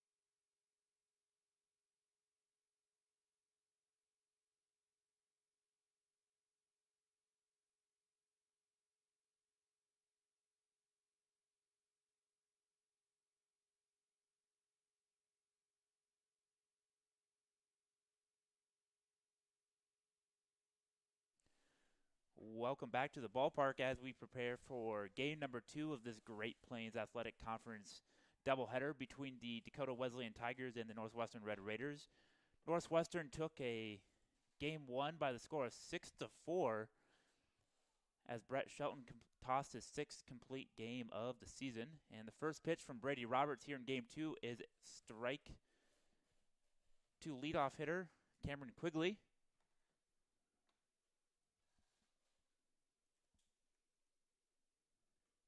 As we get underway here in game 2, and the second pitch is another breaking ball, this time outside for ball 1. Northwestern, thanks to a 3-run home run from Drew Dykstra in the bottom of the second, never looked back and took the game 6-4 as Dykstra hit his second home run of the season and it was named a Scooters Player of the Game in game 1. If we look through here quickly at the lineups for Dakota Wesleyan in game 2 is leading off here is number 11, Cameron Quigley. He's playing center field. Batting second, the right fielder, number 4, Carter Golickson. Left fielder, number 10, batting third, Matt Bezdacek. Doing the catching, it's number 12, Wyatt Hunt, batting fourth, as that one is ball 4. Batting fifth, playing third, is number 1, Luke LeMay. Batting sixth is the first baseman, number 44, Dalton Wilcoxon. Batting seventh is the designated hitter, number 23, Drew Kitchens. And batting eighth is the second baseman, number 2, Seth Christensen. As Quigley will lead off the game with what appears to be a double off the bat down the left field line.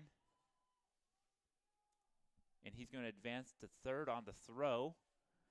That came in a little errant off from the outfield from left field.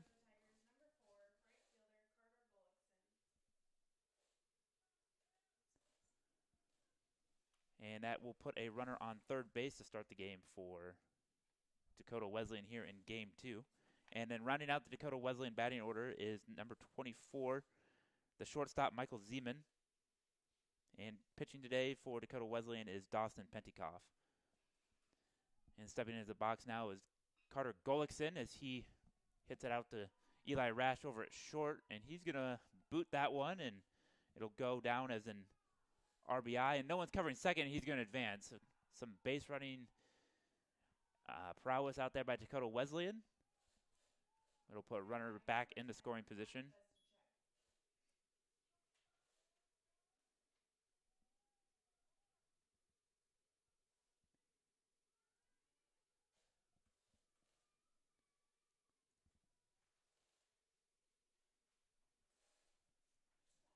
And after a quick meeting at the mound by the Raider infield, they head back to their positions, and stepping into the batter's box is 3-hole hitter number 10, Matt Bezdacek. We take a look at what Bezdacek did in game 1 of the doubleheader.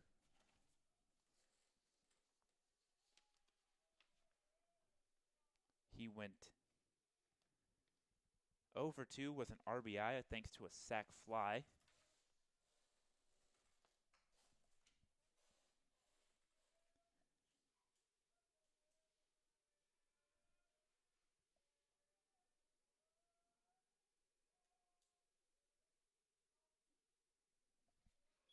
And he will look at a first pitch strike.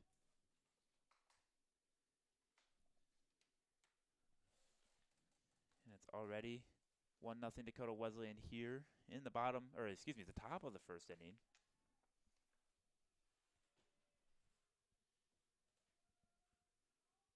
Second pitch to him is in the turf for ball 1.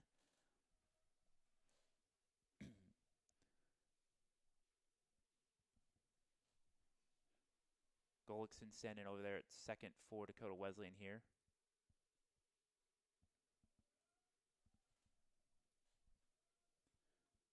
As Roberts comes set, looks back to second, and delivers. The 1-1 is fouled off for strike 2. 1-2 the count now on Dakota Wesleyan 3-hole hitter, Bezdacek.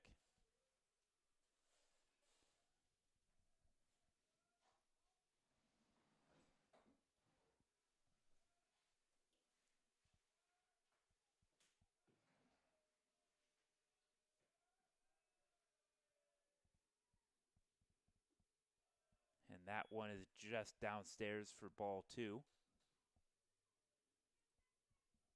Counts evened up at 2 balls, 2 strikes here. Nobody out, runner on second in the top of the first. One already home for Dakota Wesleyan after a leadoff double and some defensive miscues by the Raiders, allowing the Dakota Wesleyan to take the early 1-0 lead. And this one's in the turf for ball 3, counts full.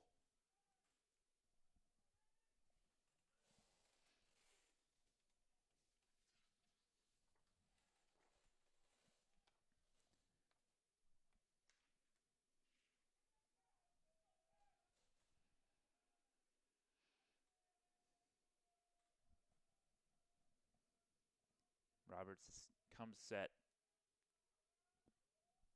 and delivers a swing and a miss for strike 3 and the first out here in the first inning. And that'll bring up Wyatt Hunt, the catcher. Now batting the catcher, number 12, Wyatt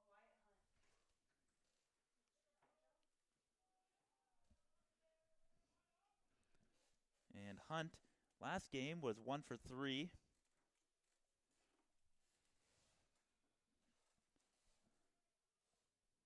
Roberts comes set, ready to deliver the first pitch. He's going to turn and spin and throw to second, but diving back safely is Golickson.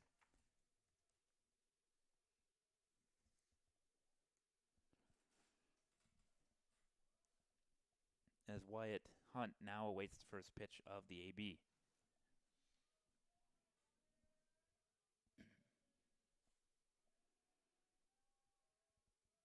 And the pitch is taken low for ball 1, what looked to be a breaking ball that just missed down and out.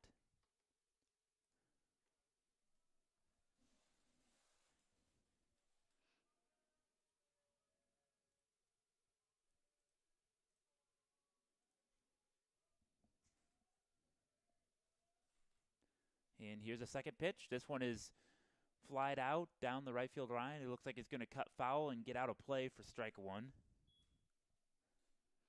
Sporup was given chase over there, but ran out of real estate. He'll trot back to his normal outfield position. Counts even at 1-1. One away here in the top of the first inning. Golickson still out there at second, who reached via the air. He drove in Cameron Quigley for the RBI, though.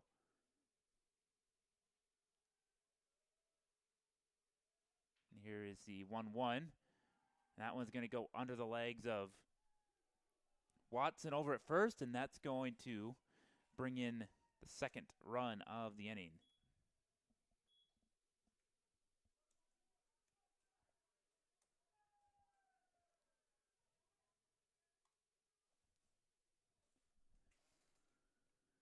Dakota Wesleyan takes the 2-0 lead here early on in the game in this 9-inning Great Plains Athletic Conference doubleheader, Game 2.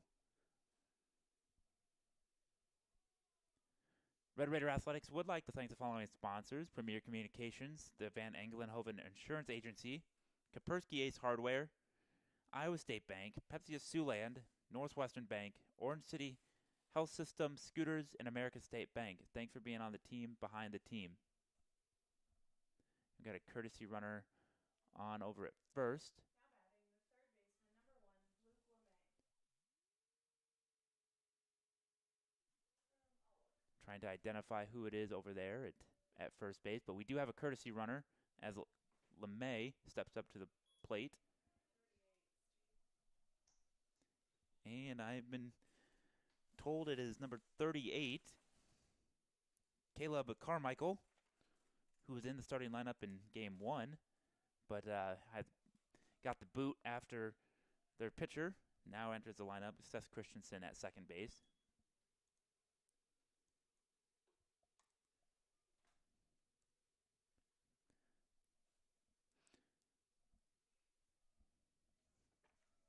And LeMay fouls that one off.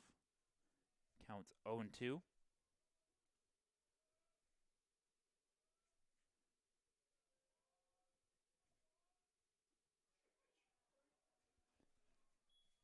And he's going to take strike 3 looking for the second out of the inning.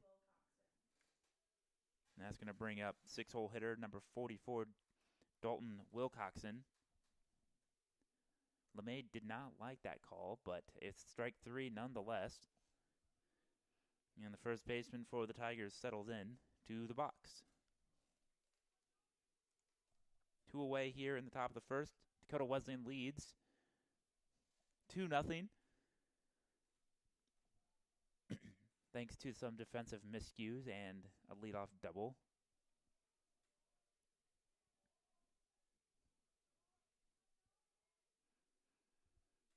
Roberts comes set. First pitch to Wilcoxon is taken up for ball 1.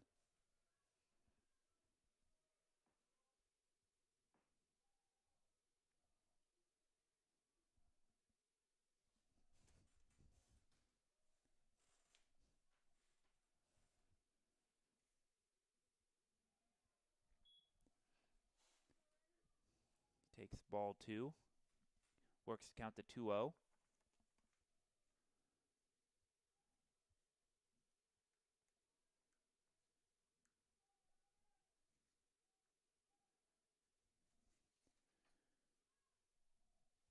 And here's the 2-0 pitch to Wilcoxon. Hit deep into, not deep, high. That's the word I'm looking for. High into what appears to be shallow left field as Eli Rash gets underneath it to put it away for out number 3. And that will be the third out of the inning, and the Raiders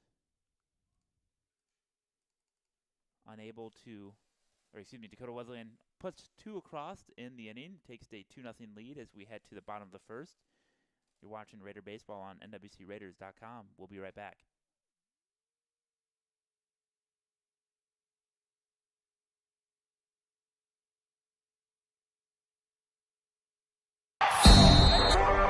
Carlson spins into the lane, throws it out. Northwestern College is top ranked for academics and an athletic powerhouse. But we do more than win championships. Our coaches and staff are committed to honoring Christ through excellence in athletics. We develop Raiders who stand out in competition and the classroom. The Raider Athletics Association provides resources that help us recruit the very best student athletes. Become a member by making a gift that will enhance the student-athlete experience, fund scholarships, and continue to improve facilities. Be a part of the team behind the team. Join today. Thank you, and go Raiders.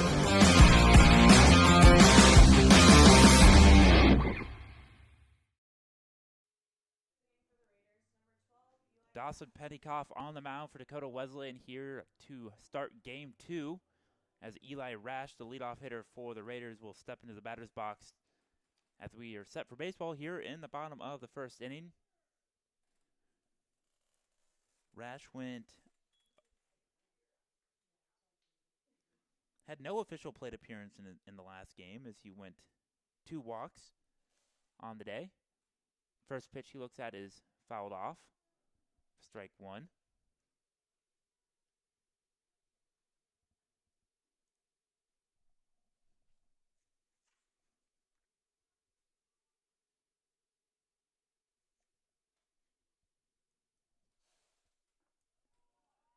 And he looks at strike 2.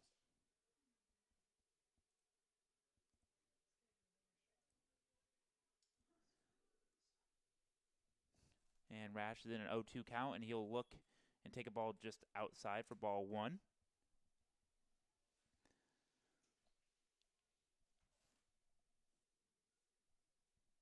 And here's the 1-2 pitch from Pettykoff, and it'll be called strike 3 as Rash will go down looking for the first out of the bottom of the first.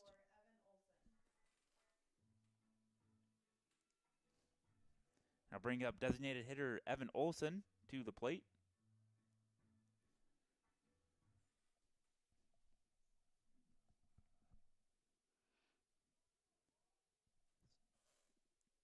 Olson went 1 for 2 with an RBI single and 2 walks himself in the first game. He looks at a first pitch ball.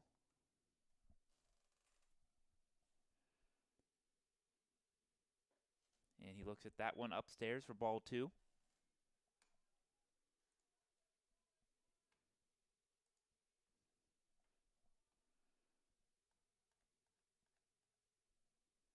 And there's ball 3.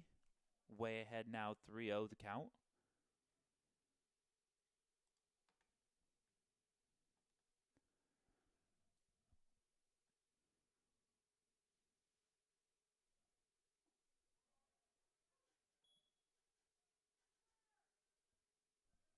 He looks at strike 1.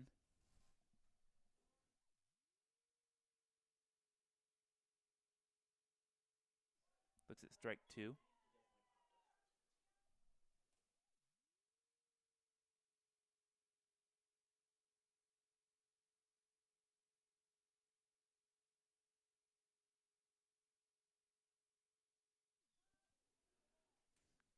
Olsen now.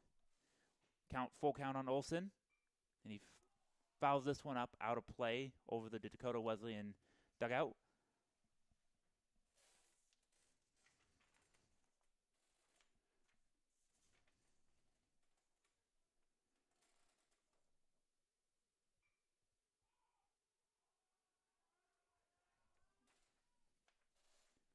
Fouls that one off.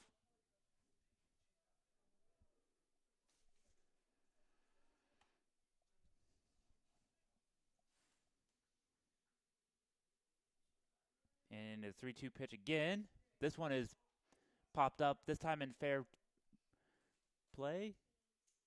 And that one's going to be settled on under by LeMay, the third baseman, for out number 2.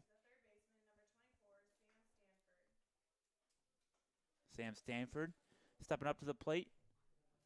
Unfortunately, his 15-game hit streak came to an end last game.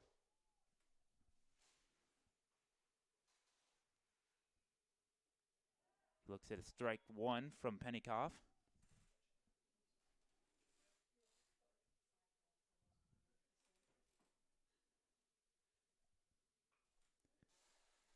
Put the charge into this one, but into foul territory and running to make the play is Bezdicek out there in left field. A nice running play by Bezdicek will end the inning as the Raiders go 1-2-3 and leave nobody on. And we head to the top of the second. You're watching Raider Baseball on NWCRaiders.com.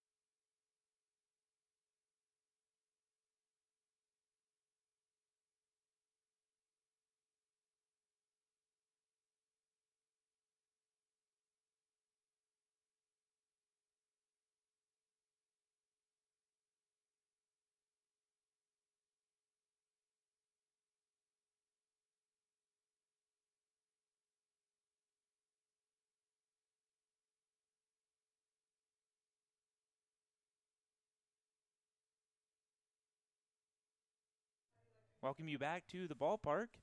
Raider fans, help support Red Raider Athletics by joining the Raider Athletics Association. It's the team behind the team that supports our 530 student athletes. Go to nwciowa.edu/joinRAA to join today. Again, that's nwciowa.edu/joinRAA to join today. As Drew Kitchens, the designated hitter, will settle in to start the frame.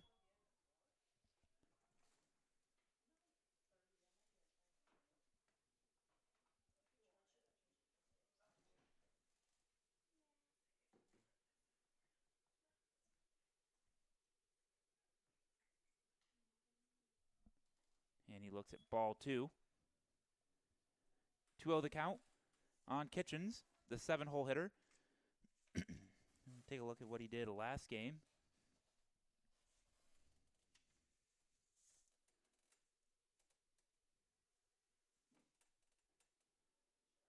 1 for 3 as he looks at strike one.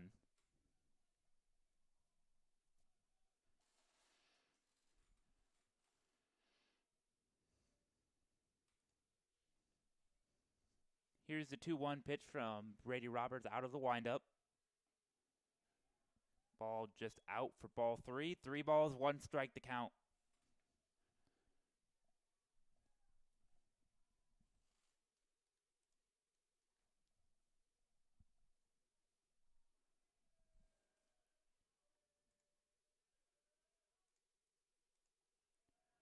And there's ball 4. And Kitchens will work his way down to first on the walk.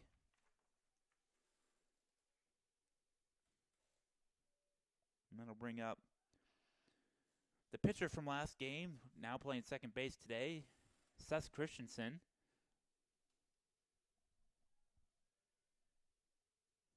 As he gets his first look at Brady Roberts today. First pitch is smoked, and it looks like it's heading towards the gap, but running over to make the play out in left field is Tanner Scouten. I'm sure having a little bit of speed there helped get over to that one. Camp under it for first out. Drew Kitchens trots back to first, and there's one away.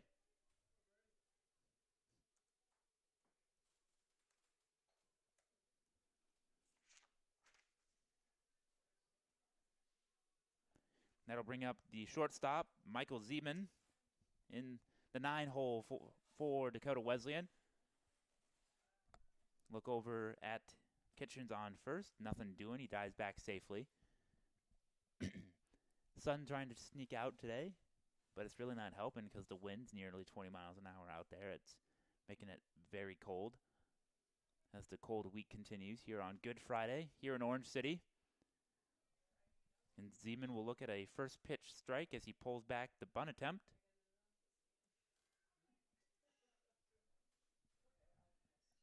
A reminder, this is a 9-inning contest between the two teams. And the two teams will play a 7- and a 9-inning contest tomorrow in Mitchell to wrap up the home-and-home 4-game set. And as another look over at Kitchens at first is, again, nothing doing. 0-1 the count on Zeman in the 9-hole.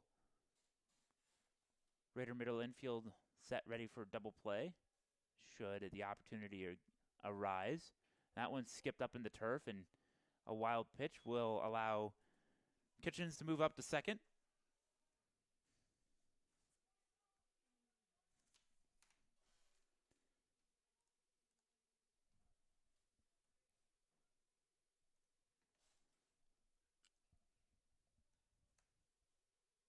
And a 1-1 pitch to Zeman incoming from Brady Roberts. Still in the stretch now with a runner in scoring position for the second straight inning for the Tigers. And the pitch, chopped foul behind for strike 2. 1 ball, 2 strikes. Roberts ahead now. On the Tigers shortstop.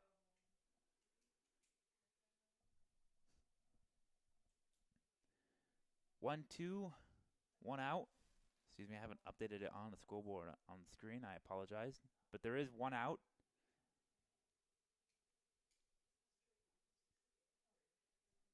And the pitch from Roberts. Back up the middle and through under the glove of a diving Eli Rash, and that'll score Kitchens from second. And the Dakota Wesleyan takes a 3-0 lead here.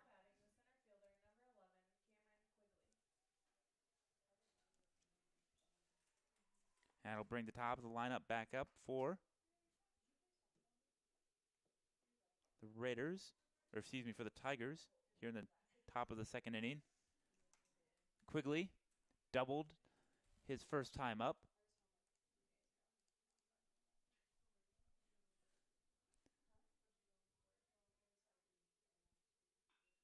And that one is singled through the right side, and Zeman will hold up at second as Rash cuts it off. Back-to-back hits for the Tigers.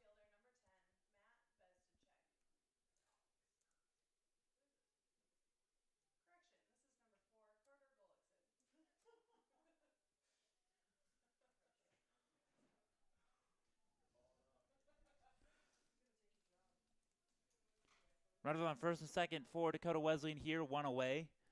Tigers with a 3-0 advantage here in the second inning. Right fielder Carter Gullickson up at the plate. Time is called by Gullickson. Roberts will step off and regroup. Appears to be chatting with Snyder over there at second. Getting on the same page. Again, Raiders a double play from getting out of this inning.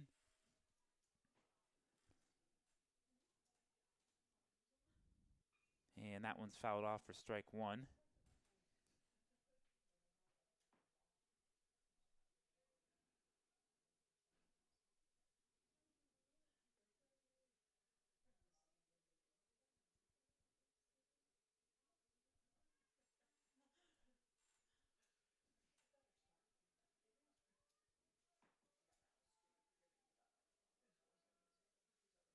The 0-1 is fouled off for strike two. Down the right field line.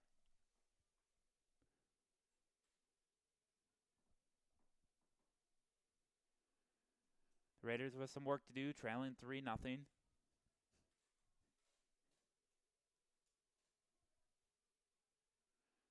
But Roberts is up here, way up. 0-2 count on Carter Gullickson, the two-hole hitter. And the 0-2 pitch is just outside for ball one.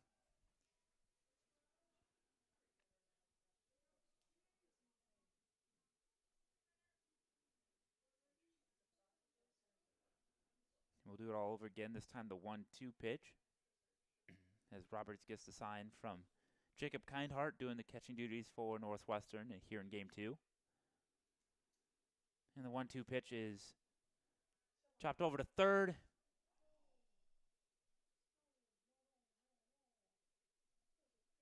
And I believe they called that a foul ball. Could have been a 5U3 double play, but instead it's a 1-2 count still.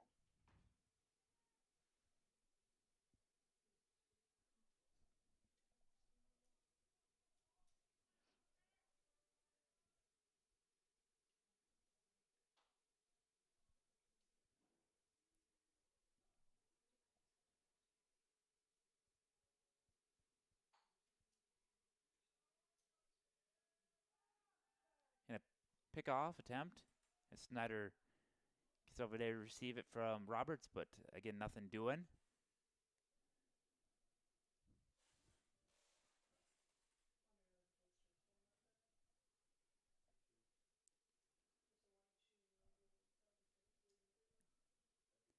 Carter Gullickson awaits the 1-2 pitch once again from Brady Roberts, fouling off the last pitch.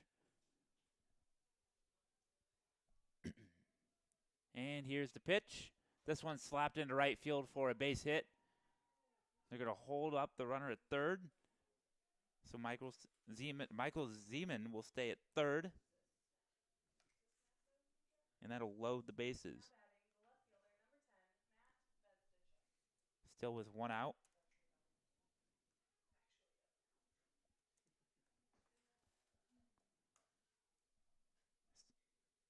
Brian Weedy will make the trek out to the mound to have a chat with his starter, Brady Roberts.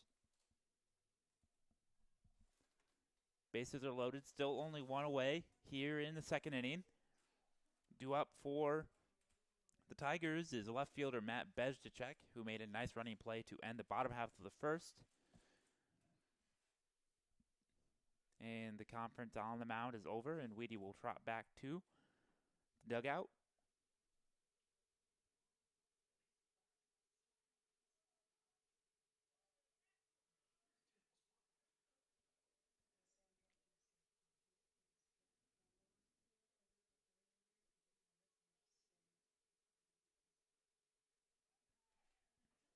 As Bezdacek settles into the box now with the bases loaded for Dakota Wesleyan here. Already up 3-0. And that one's going to go through up the middle for another single. And they'll play station-to-station baseball. That's an RBI single for Bezdacek up the middle will increase the Dakota Wesleyan lead to 4-0.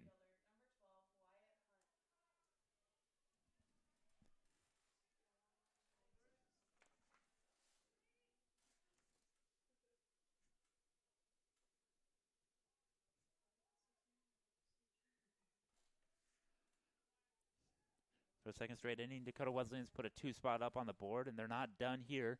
Bases still loaded, 1 out. Again, the Raiders still just a double play ball from getting out of here. They've gotten some ground balls, but it's been C&I ground balls as Hunt looks at a first pitch ball, up and in. Red Raider Athletics would like to thank the following sponsors: the City of Orange City, Demco Manufacturing, Orange City Area Health System, Pizza Ranch, Transova Genetics, and BSN Sports. Thanks for being on the team behind the team. And that one is low for ball 2. Nice stop behind the plate there by Kindheart.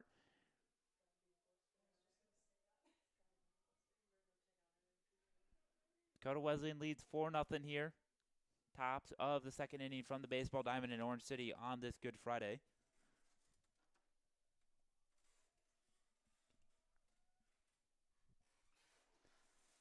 And that one's through the hole on the right side for another single. This time it looks like it'll score 2 as Porup gets it thrown in, and there'll be runners on first and third.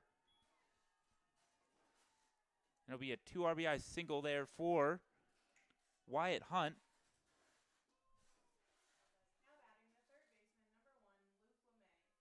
It'll bring up Luke LeMay. 2 RBI single makes it 6-0. Dakota Wesleyan.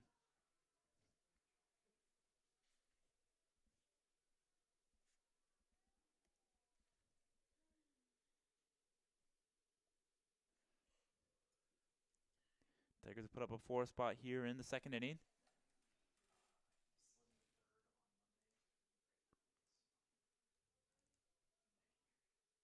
Still 1 out. As Luke LeMay settled into the box now to face Brady Roberts. He struck out looking his first plate appearance last inning, and he takes ball 1, a breaking ball that was too low. Again, a nice stop by Kindheart.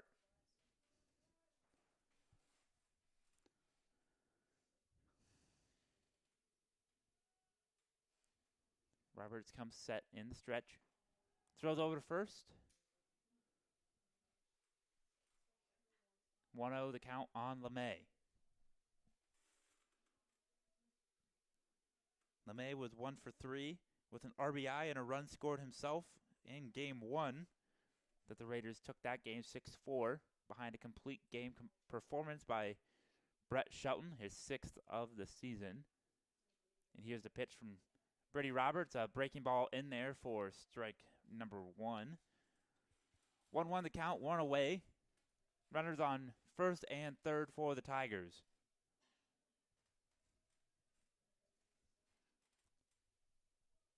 Luke LeMay, the third baseman for Dakota Wesleyan. And there's the 1-1. Grounded out the rash at short. Over to second, and they'll get 1. The fielder's choice will play to run, though.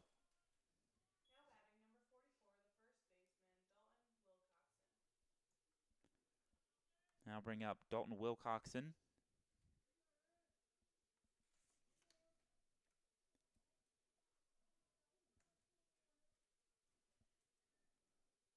It'll be an RBI ground out for LeMay. Or a fielder's choice, rather, as he's on first. Dakota Wesleyan leads 7-0. That ball is crushed into right field, but Porup is going to spin around a few times out there and put that one away. For the third out of the inning, but not before Dakota Wesleyan pushed across 5 more runs here to extend their lead to 7-0 here in the second inning. You're watching Raider Baseball on NWCRaiders.com. We'll be back after this.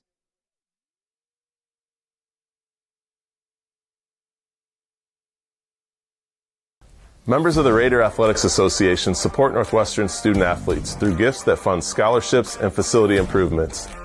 When you join the team behind the team, you're helping our student athletes continue to stand out. Join today. Go Raiders!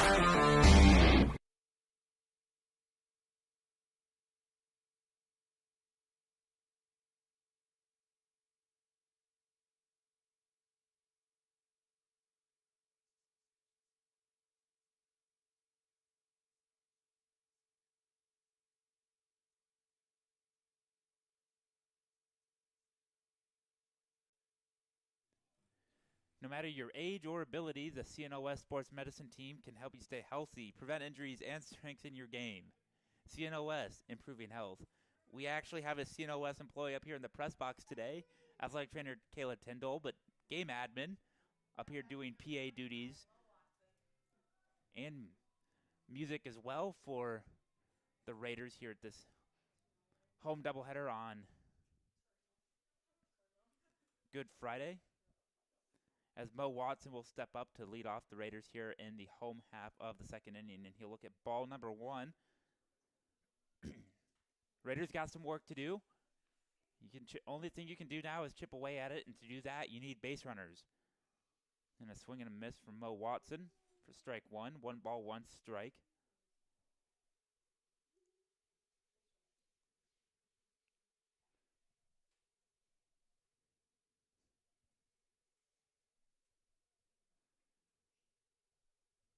Umpire goes out to talk to Pettykoff.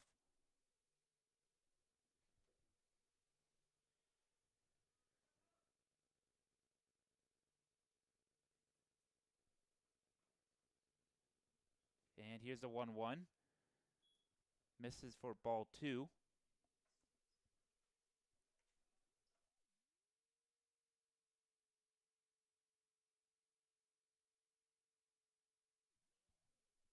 Two one the count, and this one is slapped over the head of the first baseman for a first Raider hit of the day. Mo Watson will reach with a single into right field.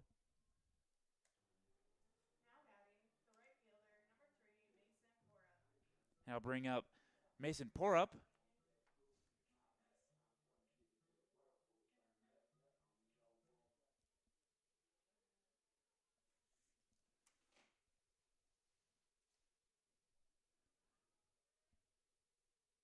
The 5-hole hitter for Northwestern.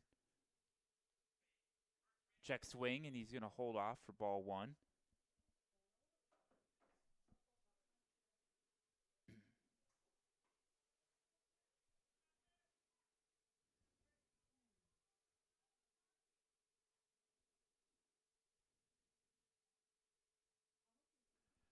Here's the 1-0 up and in for ball 2.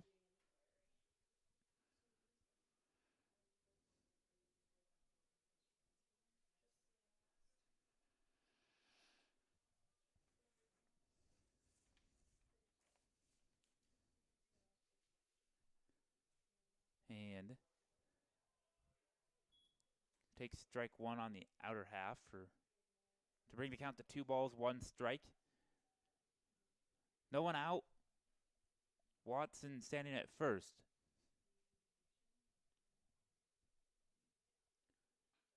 And chopper up the middle. Played by Zeman, who will have a fielder's choice, and he'll take the out at second, unassisted.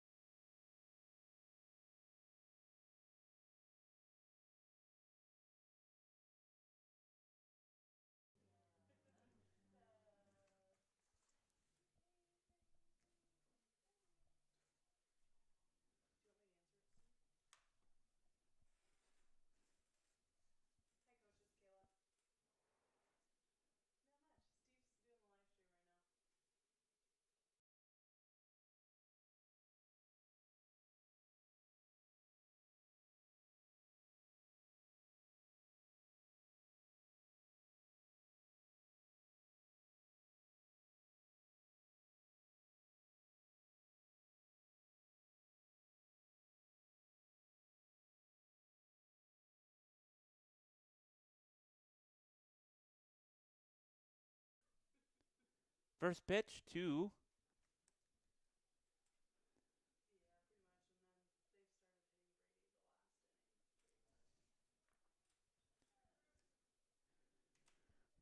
Oh, 1 the count.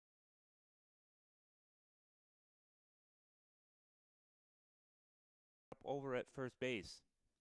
Pitch. And strike the out.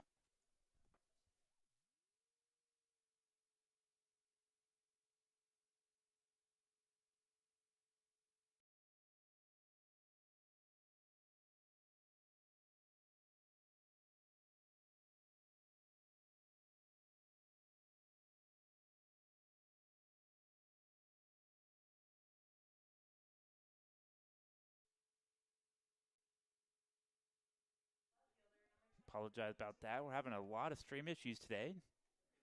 Haven't been able to pinpoint what those stream issues are.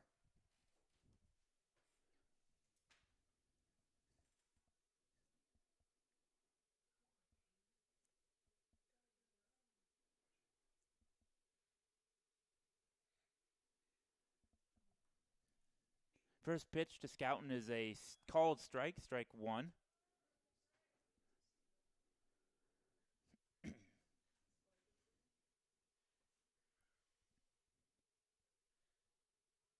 Scouten getting the start today in left field. Played game one as well. Went 0 for 2 with a walk and 2 runs scored. 0-2 count.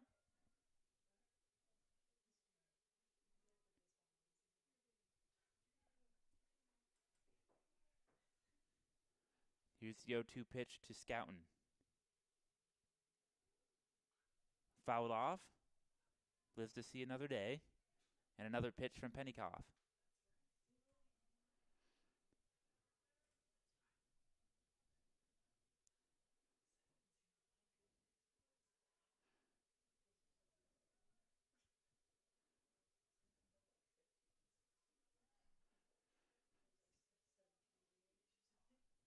The 0-2 pitch to Scouten once again.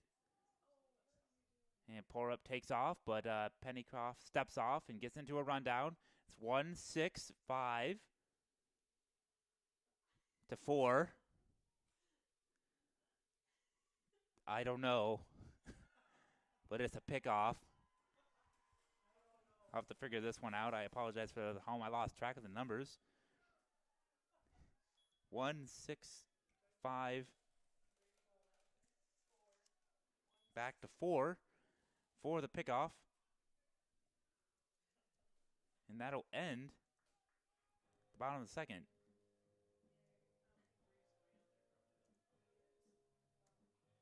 And that'll end the inning, and the Raiders get nothing, though, getting a runner in scoring position.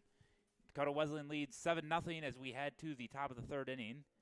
We'll be right back after this. You're watching Red Raider Baseball on NWCRaiders.com.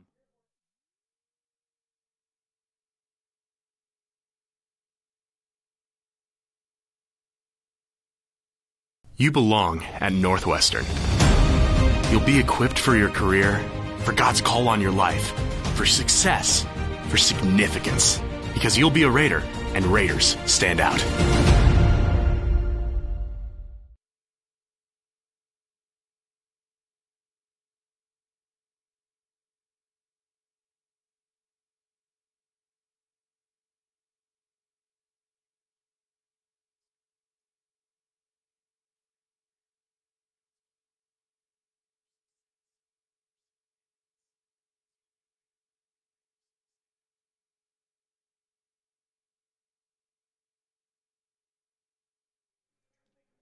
Welcome back as we prepare for the top of the third inning.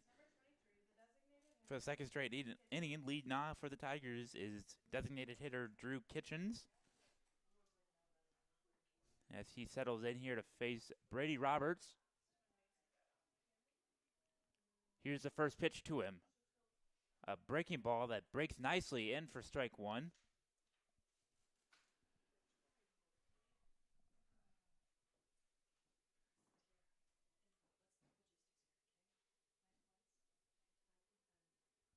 And here's the 0-1.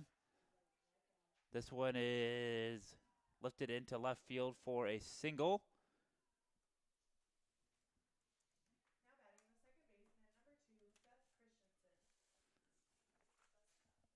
Leadoff hitter on again for the third straight inning for the Tigers. Runner on first, nobody out. Stepping into the box is Seth Christensen.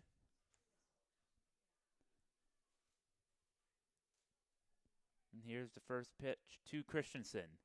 Since the ball gets away from Kindheart, and a runner advance on the wild pitch. Kindheart did everything he could to keep it in front, but that one just skirted away enough that allowed Kitchens to move up to second on the wild pitch. And again, for the third straight inning, we do have a runner in scoring position for the Tigers. 1-0 the count on Christensen. This one's low as well for ball 2.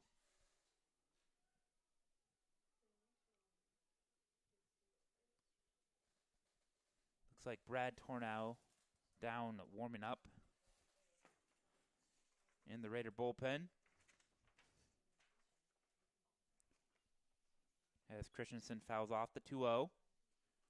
And it is number 16, Brad Tornow, down, getting loose in the bullpen. As Christensen has a 2-1 count here in the top of the third inning with a runner on second. Nobody out. Dakota Wesleyan with the 7-0 lead. And the pitch. This one gets underneath for a pass ball.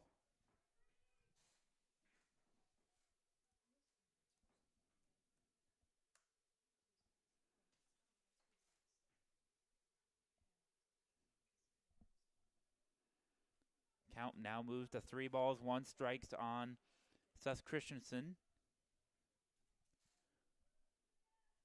And Kitchens now stands on third, threatening to be the 8th Tiger run.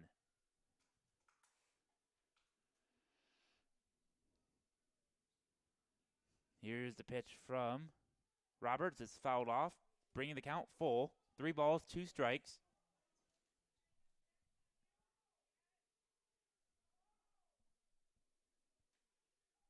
Everybody bundled up out there in winter coats in April. Don't ask me how or why. But it is cold out there today as strike 3. As Christensen thought that was ball 4, but he will take the slow walk back to the dugout for the first out of the inning.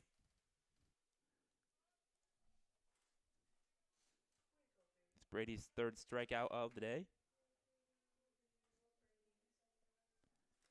And that'll bring up 9-hole hitter Michael Zeman, the shortstop.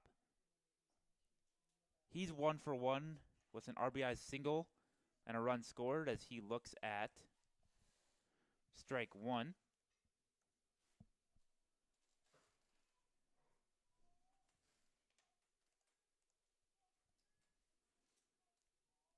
Here is the 0-1, bit inside for ball 1.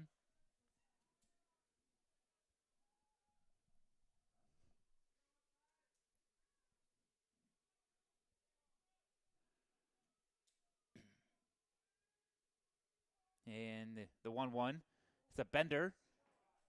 Not sure where that missed. Maybe in the strike zone, but I don't know what I know. 2 balls, 1 strike to count nonetheless.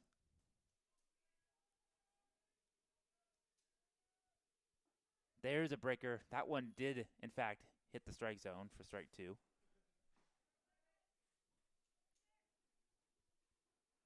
Two balls, 2 strikes now. The count on 9-hole hitter Michael Zeman, with Drew Kitchens standing at third after his leadoff single.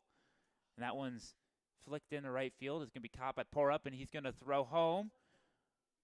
Shelton's there, or Kindhart's there, but Kitchens is going to dive in safely under the tag, and we have a sacrifice fly.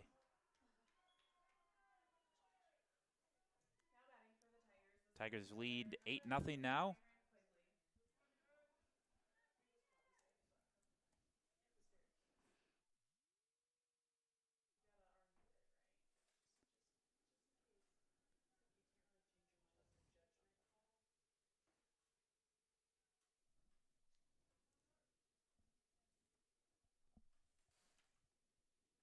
Two outs now.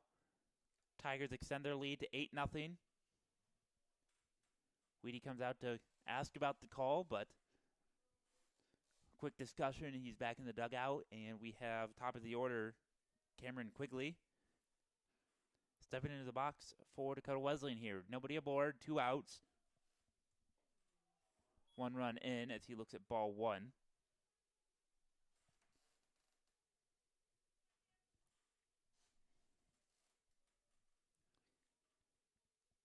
And here's the pitch. Ball 2, down and in.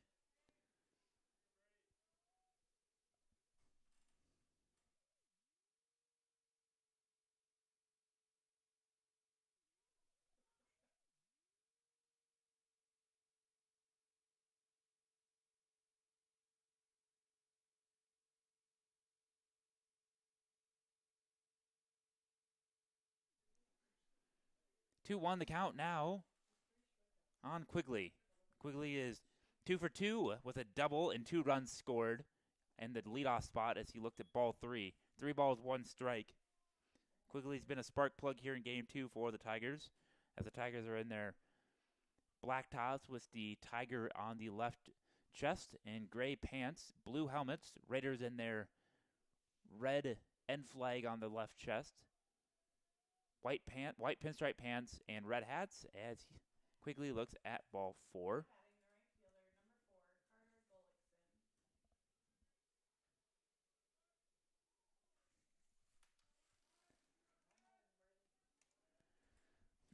That'll bring up Carter Gullickson.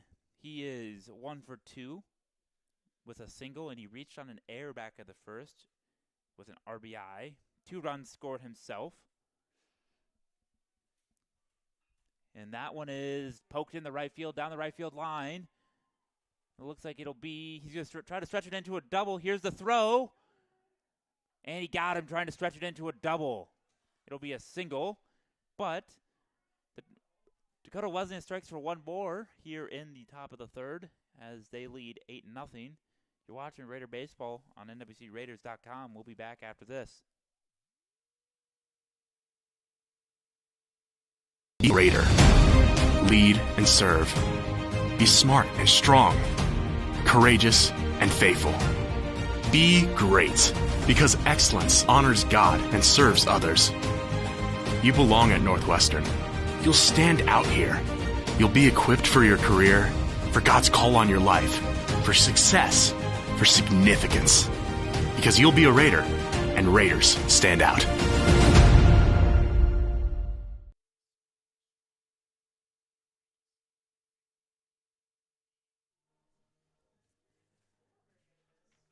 Orange City Area Health System is your partner for safe, skilled, and essential services.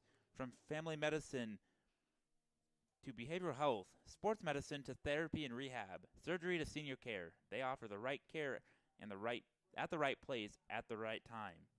Orange City Area Health System.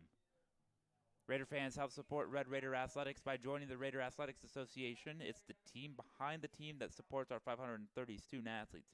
Go to nwciowa.edu/joinRAA to join today. Leading off for the Raiders here in the home half of the third inning is Tanner Scouten. 7-8-9 due up for the Raiders. As he squares the bunt but pulled it back for ball 1.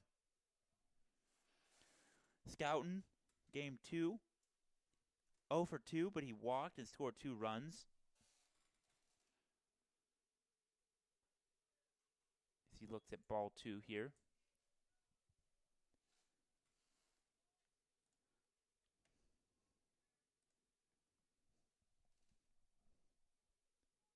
Swings and misses at a ball up in the zone for strike 1. Brings the count to 2 balls, 1 strike.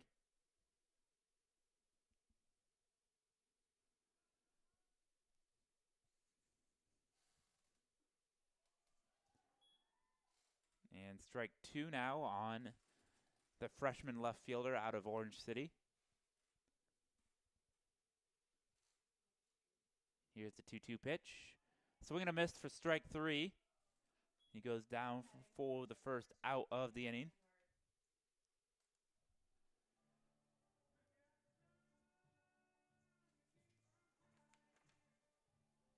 That'll bring up the catcher, Jacob Kindhart, to the plate, as he will face Dawson Pennycoff here for the first time today.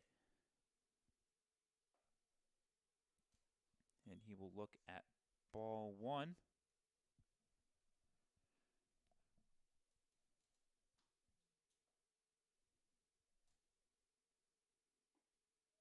And that one's in now on the outer half of the plate for strike one.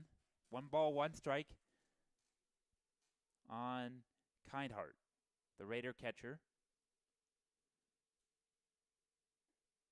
That one's off the plate for ball 2, maybe a little low.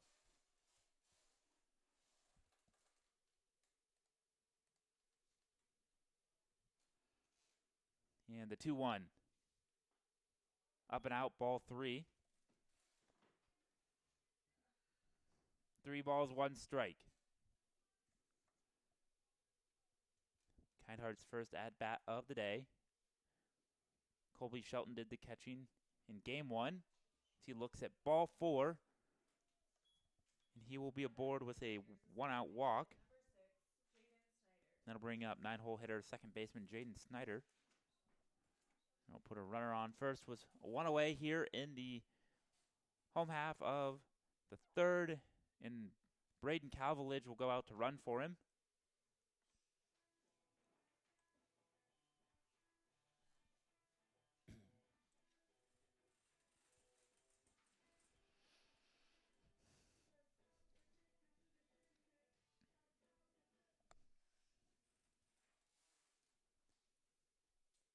Eight 0 Tiger lead here in the third inning from Orange City in game 2 of this GPAC doubleheader.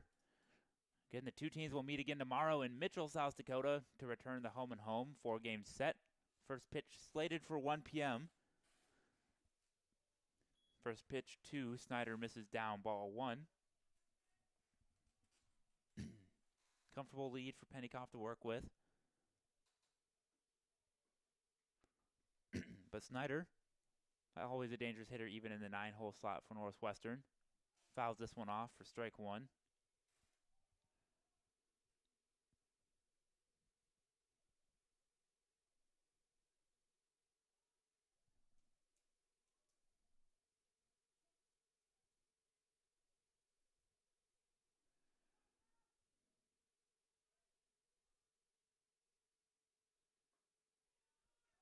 And he looks at ball 2.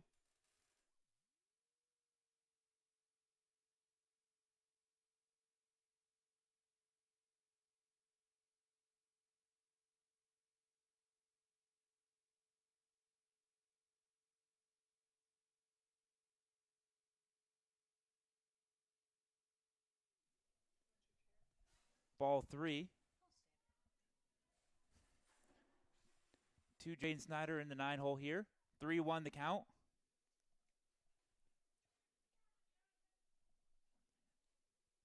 And the 3-1 pitch is slapped into left field into the gap. It is going to be cut off by Bez to check out there. And Calvilage will go first to third on the single.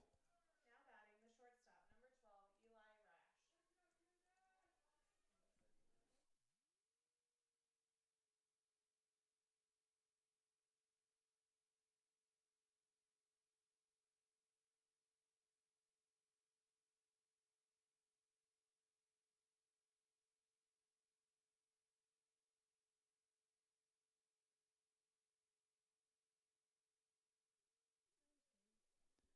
And that'll bring up Eli Rash, the top of the Raider order here with runners on first and third with 1 away after the single from Jaden Snyder. And he'll take strike 1.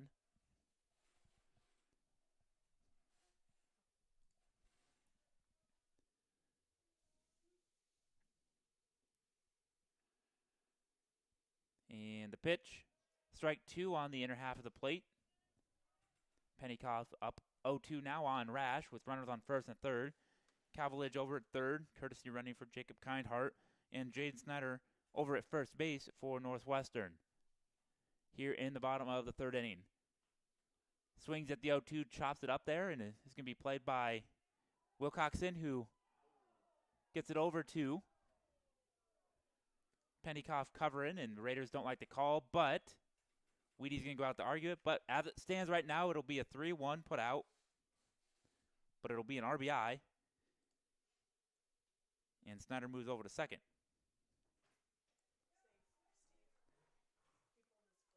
Oh, and they're going to say he's safe as he pulled his foot.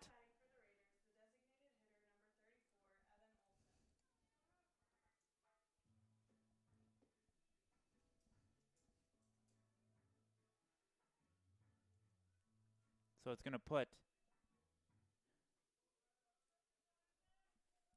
runners on first and second for the Raiders as they get their first run of the day. It'll go down as an E3 on a bad toss, pulling the pitcher's foot.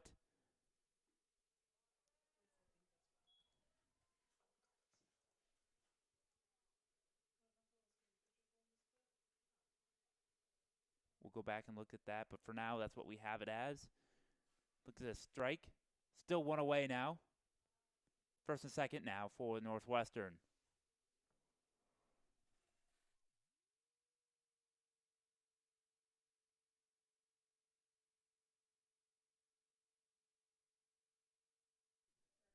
After discussions here in the press box, we're going to go with an infield single on that play, after all, for Eli Rash.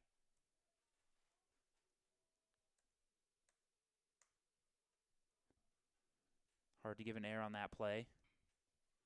That one's grounded over to shortstop as Zeman makes the play, and they'll get one on a fielder's choice. And Snyder will move over to third.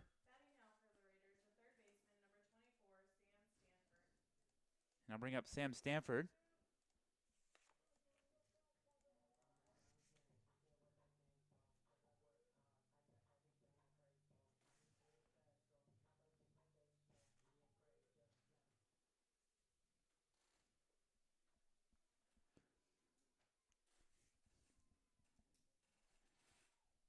Stanford fouled out down the left field line his first time up into first. And the first pitch he sees is chopped over to third over there at LeMay, and he'll throw over to second, but the second baseman will mishandle the ball. Christensen can't come up with it, and it'll be an error. We'll go down on the second baseman. And it'll also be an RBI for Sam Stanford.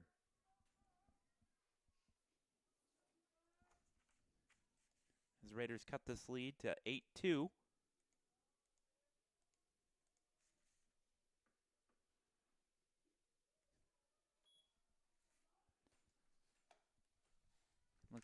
Mo Watson looks at a first pitch ball.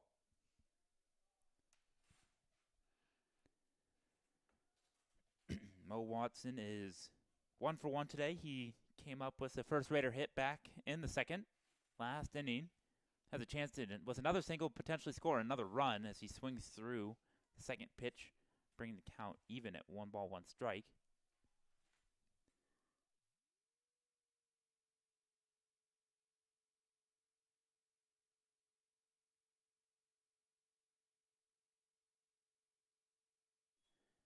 And he'll take ball 2 up and in.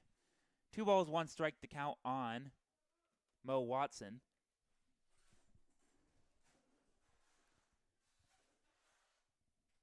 Mo Watson looks at the next pitch. He drives this one to deep center, but there to make the play is Quigley out there, and that'll end the Raider threat. But before that, the Raiders push across 2 runs to cut into the Tiger deficit and trail it now 8-2 as we head to the 4th inning. You're watching Raider Baseball on NWCRaiders.com.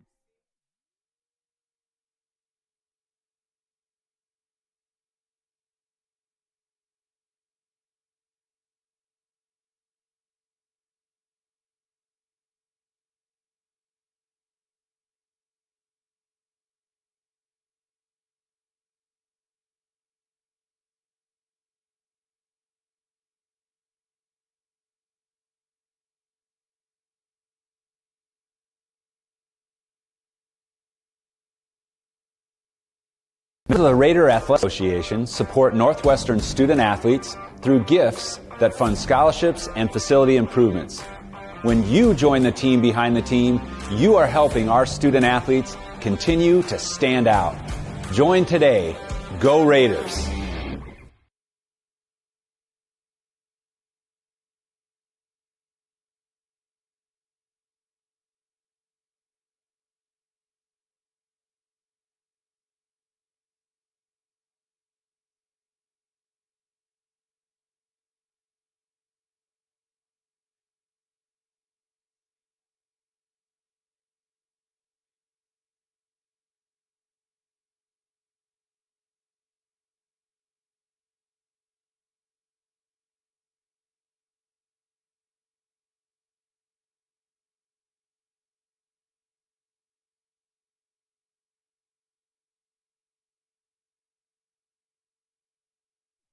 Welcome back to the ballpark. Brad Torno now in to pitch for Northwestern here, as he will face Matt Bezdacek for his first batter of the game, the three-hole hitter for Dakota Wesleyan. And he'll deliver a first pitch strike. Take a look here at Torno's numbers. He's got a 1-2 record, a 6.18, or excuse me. Yes, a 1-2 record, 6.35 ERA. This is his 9th appearance, and he's thrown 11 1/3 innings as he's up ahead 2-0 or 0-2, on Bezdacek. But Bezdacek takes this 0-2 pitch and sends it to the right center field gap, and he'll trot into second for a stand-up double. Now batting for the Tigers, catcher number 12, Wyatt Hunt. And again, the leadoff hitter is on for Dakota Wesleyan.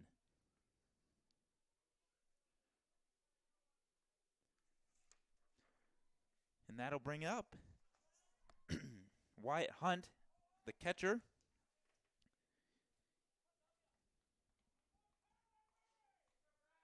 He's got 2 RBIs on the day already. Looking to add more to that because we got Bezdacek over at second base. Here to end the 4th inning as he looks at a ball, I believe that was probably called up. 1-0 the count.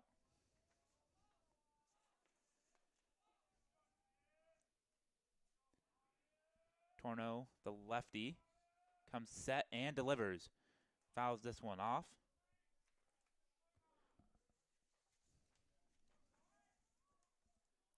Torno is a sophomore accounting major from Washington, Iowa, attended Mid-Prairie High School. As he comes set with the 1-1 pitch to Hunt. Swing and a miss and a ball in the turf for strike 2. Out there at second base for Dakota Wesleyan is Matt Bezdacek, the transfer from Southwest Minnesota State. He's getting his lead off a second out there, dancing around. And the 1-2 hit out to Eli Rash, who fields it and is going to get into a rundown with Bezdacek. 6-5-4-1 for the put out, but runner will advance to second. Now batting for the Tigers, third baseman number 1, Luke LeMay.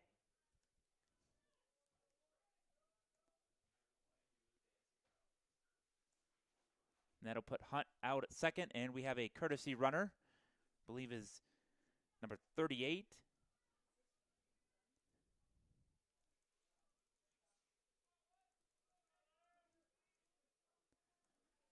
Carmichael going back out there at second to run for Hunt. After LeMay was caught on that grounder to Rash. 6-5-4-1 is the play if you're scoring at home.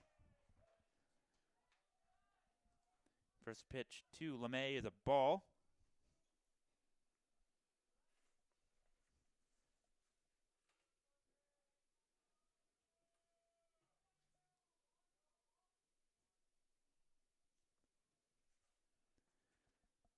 Swing and a miss, strike 1. Evens the count at 1 ball, 1 strike. To Luke LeMay, the third baseman. Still a runner out there in scoring position, but this time there's one away. 1-1 the count.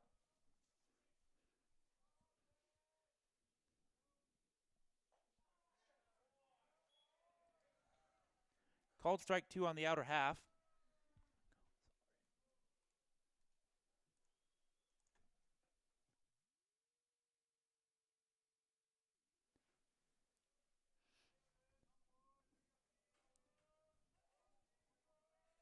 And the 1-2 pitch to Luke LeMay.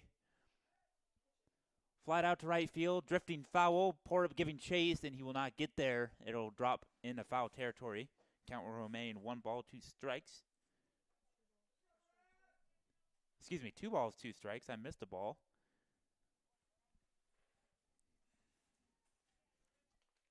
Count even, 1 away, runner on second for the Tigers, who have an 8-2 lead here in the top of the 4th inning.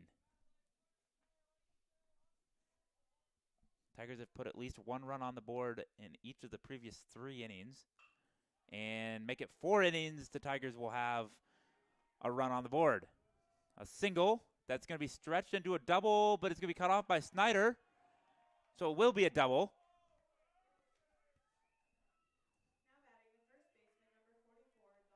And it'll score Carmichael from second for an RBI double.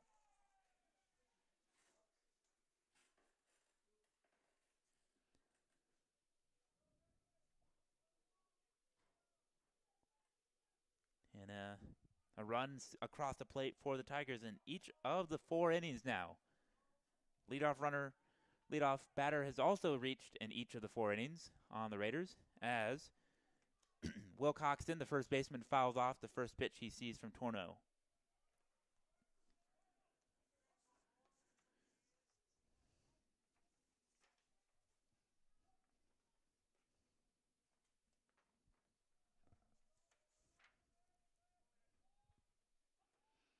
Torno comes set, looks back to second, and delivers. The breaking ball, chopped foul. Up 0-2 now on Will Coxton. Red Raider Athletics would like to thank the following sponsors: Premier Communications, the Van Eglen Oven Insurance Agency, Kaspersky Ace Hardware, Diamond Vogel Paint, Iowa State Bank, Pepsi of Siouxland, Northwestern Bank, Orange City Health System, Scooters, and American State Bank. Thanks for being on the team behind the team. And here comes another 0-2 pitch from Torno. Check swing. No call. They would check out, and he'd say, yes, he did. Go around. Strike 3. And that's the second out of the inning. First strikeout of the day for Torno.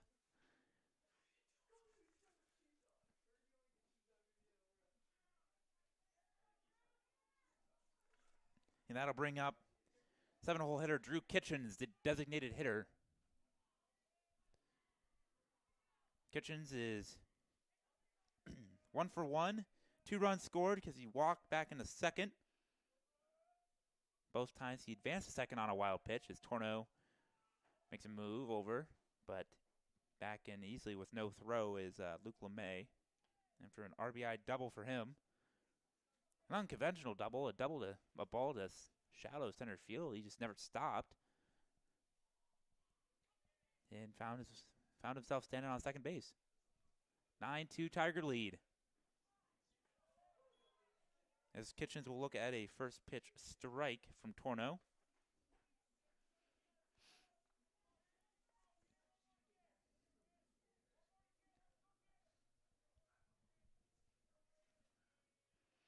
And Torno comes set for the 0-1.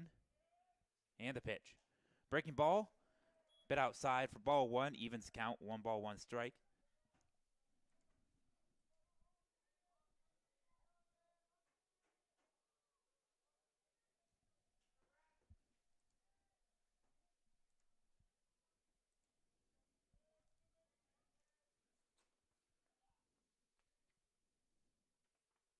And the 1-1. Strike 2 called. 1 ball, 2 strikes to count now. On Kitchens, 2 away, runner on second.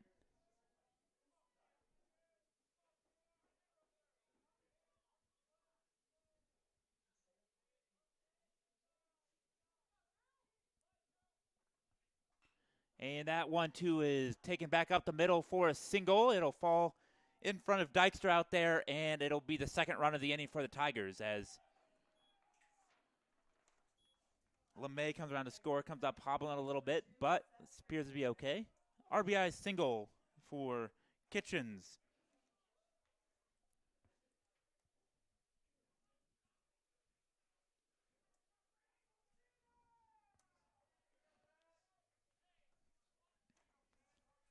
And Dakota Wesleyan extends their lead back up to 8. It's 10-2 now.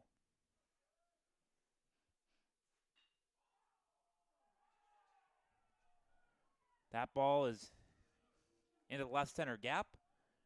Long turnaround first base, but he'll hold it there for a single.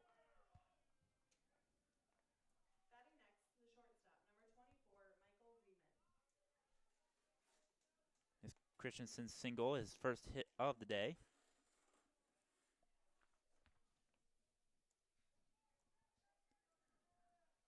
Kitchens will move up to third. First and third, 2 away now. Stepping into the batter's box is the shortstop, Michael Zeman. And the first pitch from Torno is a breaking ball, up and out, ball 1.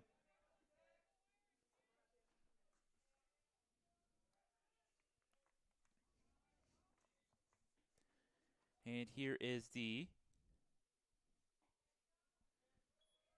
1-0. That one misses outside for ball 2. 2-0.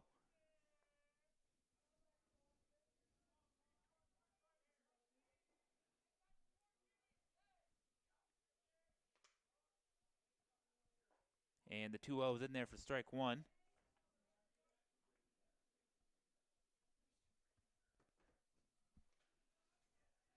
Two on the count here, 2 away. Runners on first and third as the sun sneaks out some more here in Orange City. Ball skirts past Watson over there at first, but not enough for Kitchens to score.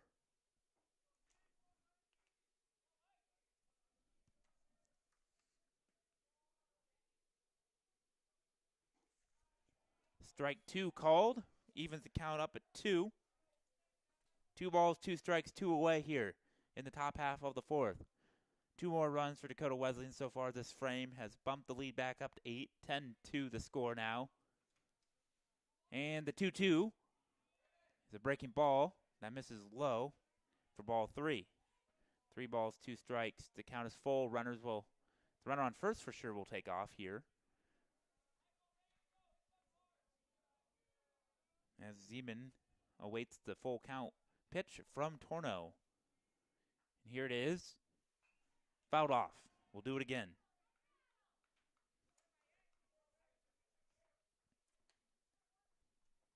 And as I suspected, Christensen was off on the pitch, and he'll do it again.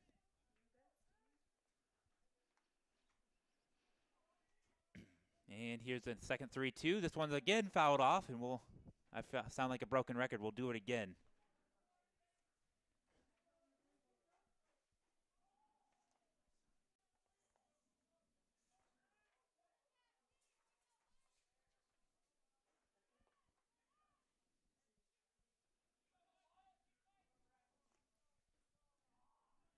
Here's the third 3-2 pitch. This one is fouled off again. We'll do it yet again.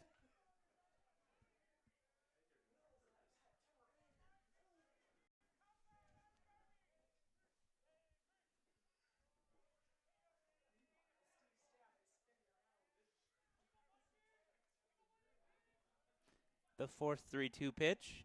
Instead, we'll have a pick over to first.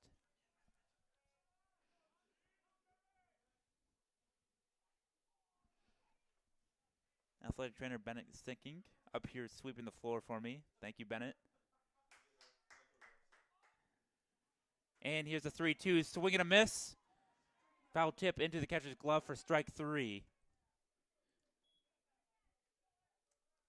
And that will end the inning.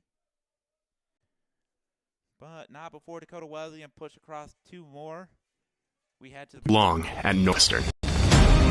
You'll be equipped for your career, for God's call on your life, for success, for significance, because you'll be a Raider, and Raiders stand out.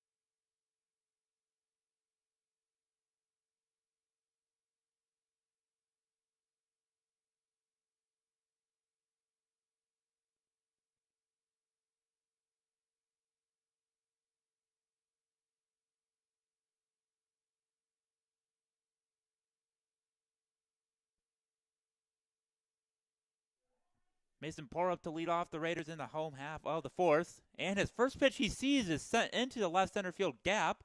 Nobody's going to get to it. And it'll be a leadoff double, a stand-up double for Mason Porup, as the Raiders want to continue to chip away at this lead. Now batting number 13, Drew Dykstra.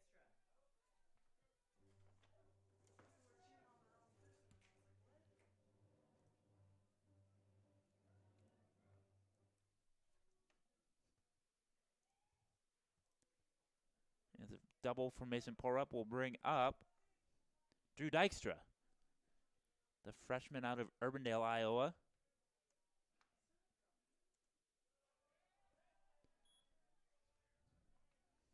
First ball bounces out in front of the catcher. Nice block by Hunt down there to keep from Porup advancing.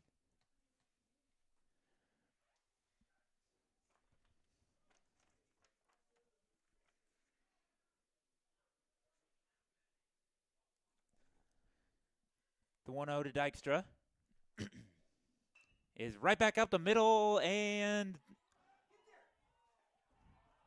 they'll get him out at first by a step. If you're wondering how to score that at home, that is an assist to the second baseman. It'll be 4-6-3 as Weedy will go out to, again, challenge this one. But as it stands right now, it's a 4-6-3 put out, and Porup will advance to third. And again, it looks like the two umpires will talk about the call. We'll see what they decide last time. The last time this happened, they reversed the call, but it'll stick with the out call here.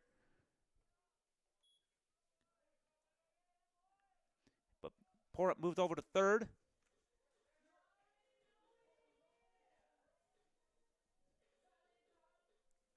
And that'll bring up left fielder Tanner Scouten. Struck out in his first plate appearance lasting. Second time facing Pennycoff.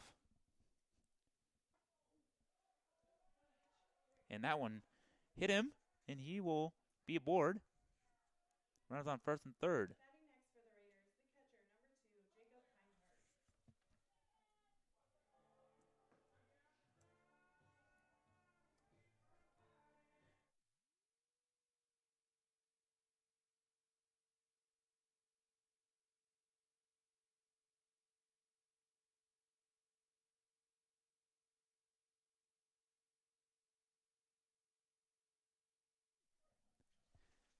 And that'll bring up Jacob Kindhart, the catcher, as he will look at strike one.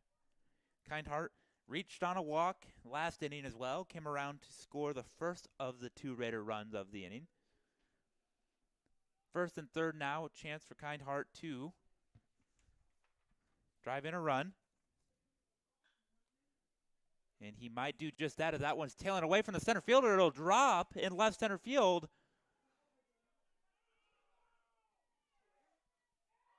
For a double. And that is a second double for Kindhart and his second RBI of the season. It'll be a double to left center.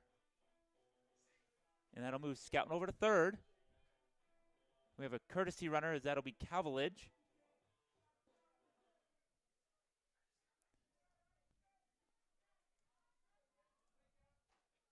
And Calvilage going out there to run again. Calvilage is the freshman biology health professions major from Hastings, Nebraska, going to Hastings High School. Jane Snyder now up with one away. First pitch from Pennycroft is fouled off. Again, second double of the season for Jacob Kindhart and only his second RBI. And that one, I would assume the wind helped, but it tailed away from Quigley out there, dropping, and a heads-up base running and got him into second base for the double. Snyder over to second base. It'll move a runner, but he'll be thrown out for 3. But it's an RBI ground out. Raiders cut into the lead again. It's 10-3. Excuse me, 10-4 now, as that's the second run to score in the inning.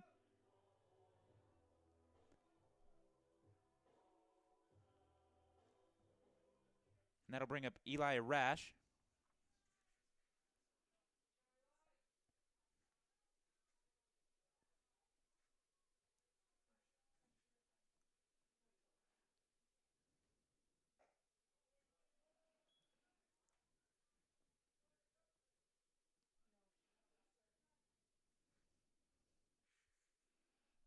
And he looks at a first pitch ball.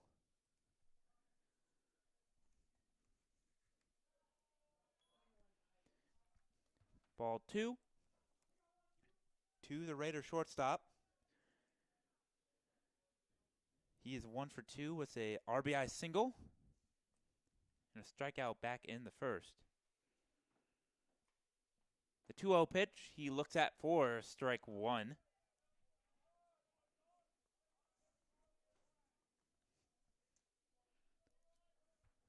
Rash entering the day, hitting .297 for the Northwestern this season. Here in his his junior campaign. He's a junior academically, sophomore eligibility-wise. Looks at ball 3. Still dealing with those COVID years, which is fun for the athletes that they get a year of eligibility back. Here's the 3-1. It's up for ball 4. And that'll put runners back on first and third for Evan Olson, who's 0 for 2 for the day. Reached on a fielder's choice his last at bat.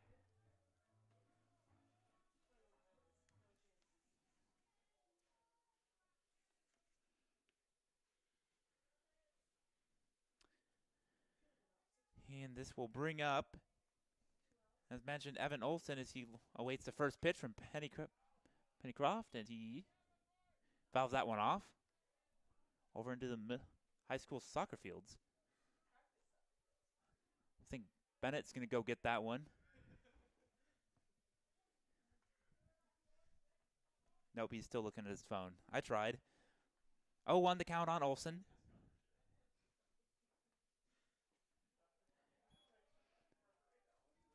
Ball 1.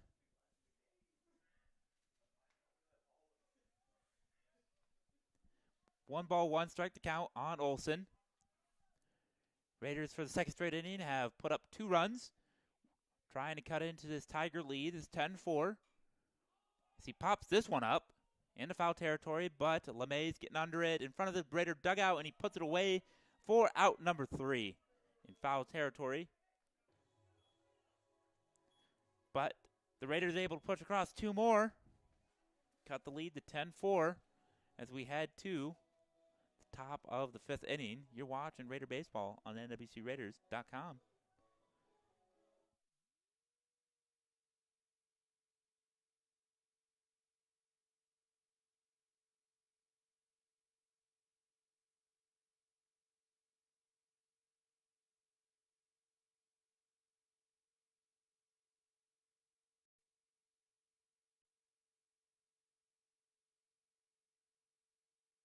You belong at Northwestern.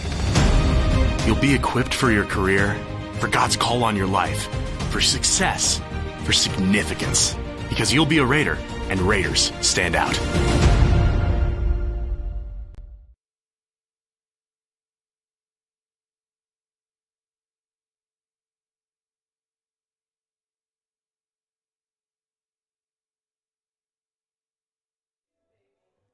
Raider fans, help support Red Raider Athletics by joining the Raider Athletics Association. It's the team behind the team that supports our 530 student athletes. Go to nwciowa.edu/join-RAA to join today. Again, that's nwciowa.edu/join-RAA to join today. We got a new pitcher on the mound for Northwestern.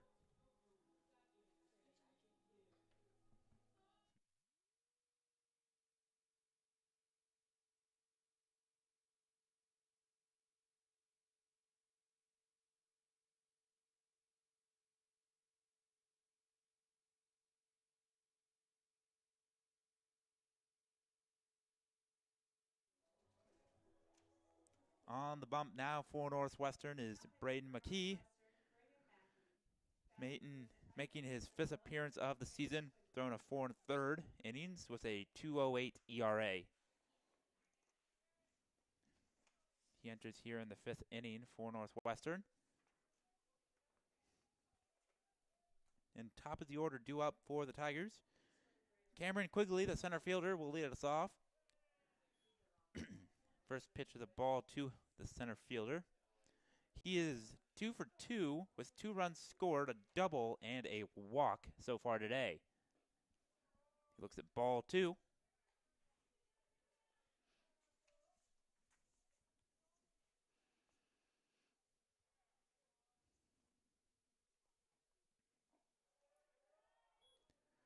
And the first strike to Quigley. 2 balls, 1 strike. Braden has 5 strikeouts and 2 walks on the season as he throws ball 3. 3 balls, 1 strike now to the Tiger leadoff hitter. Can't be too careful around him this game. Swing and a miss, strike 2, brings the count to full here in the top of the 5th inning.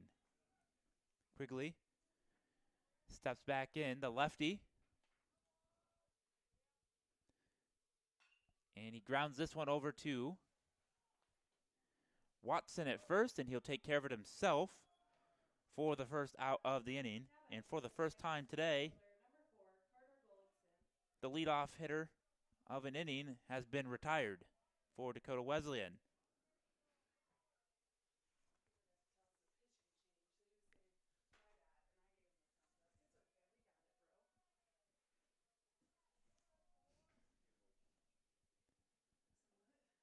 First pitch to Carter Gullickson is a ball. Gullickson is 2 for 3. Yes, 2 for 3. Reached on an error back in the first. An RBI, 2 runs scored. Looks at ball 2. 2 balls, no strikes count on Gullickson, the right fielder. Strike 1 called.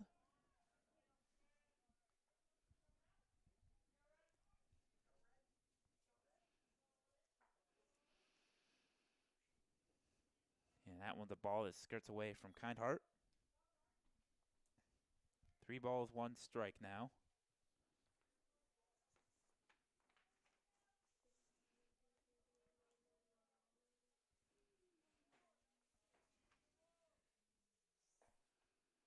And he'll take ball 4. It's a 1-out walk for Dakota Wesleyan.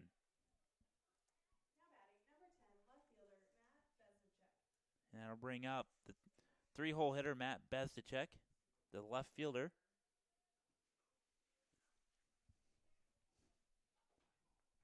He is 2 for 3 with a double and a run scored and an RBI.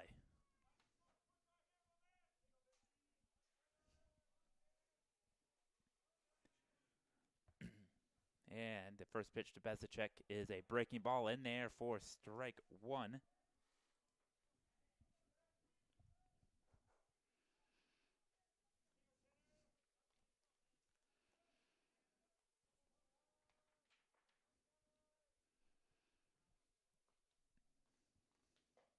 That one is in tight, but doesn't hit him for ball 1. 1 ball, 1 strike.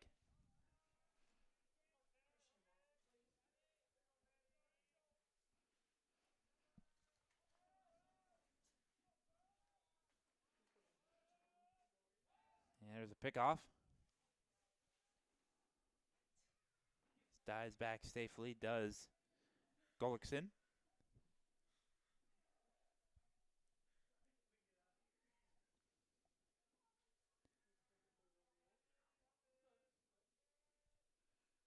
Here's the 1-1. That one misses down and in for ball 2.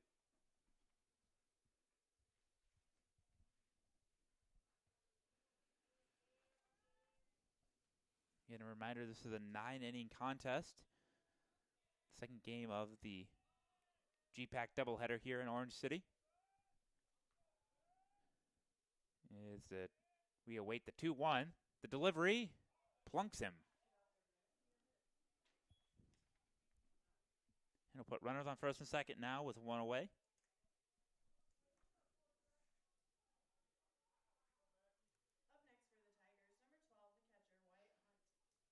That'll bring up the catcher, Wyatt Hunt. He's got 3 RBIs on the day. And he has runs scored.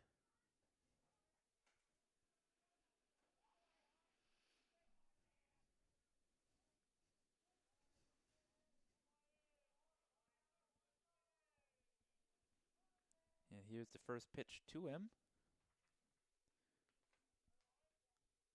And it plunked him.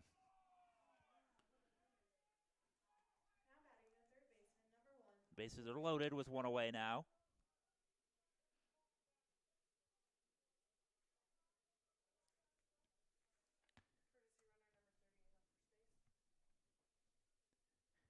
Got Carmichael coming in to run for Hunt at first.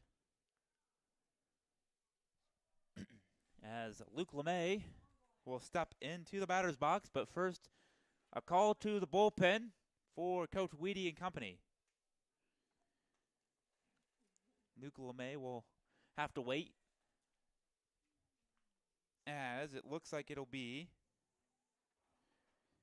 number 27, Colton Corver, coming in to pitch for Northwestern here. And we'll get you some stats on Corver when we return. You're watching Raider Baseball on nwcraiders.com.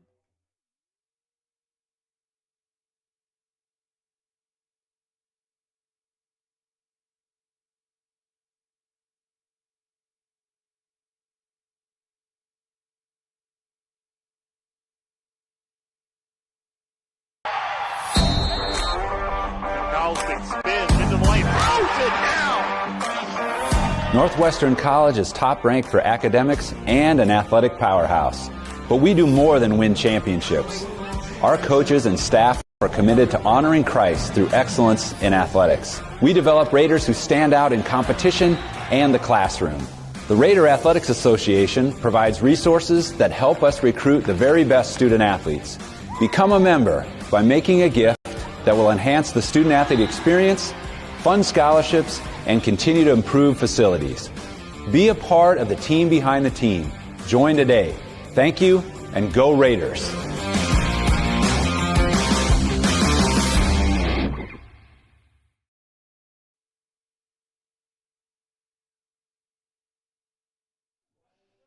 Welcome back to the ballpark as Corver gets his final warm-up pitches in here. He's making his 6th appearance on the season. No record up to this point. He has thrown 4 2/3 innings.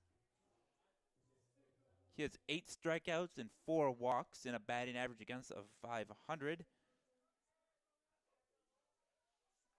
His first batter he will face is DWU's third baseman Luke LeMay.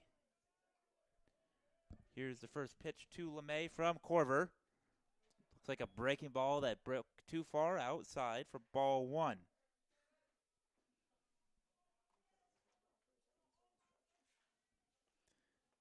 LeMay was his RBI double his last time up. He later came around to score himself, and he will line out to. No, it'll hit the ground, so we got a fielder's choice.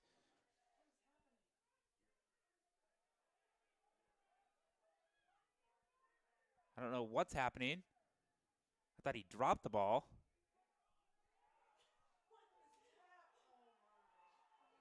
I'm confused. We'll have to sort this one out.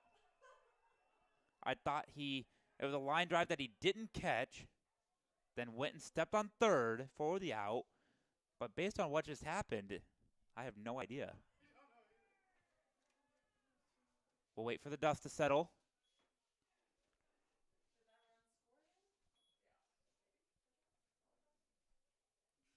So I think it's what I originally thought.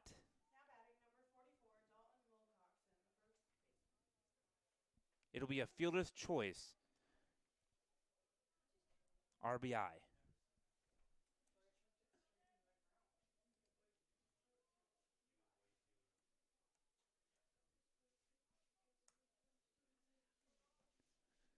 And it'll be another run for the Tigers, making it 11-4.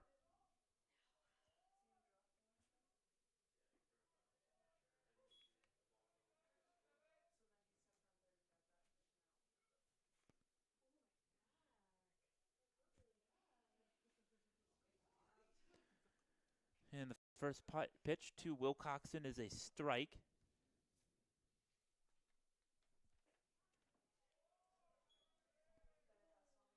And he looks at ball one as we reach the 6 o'clock hour here at the ballpark. The 1-1 pitch to Wilcoxon, who is 0 for 3 today, was a strikeout. Looks at strike two.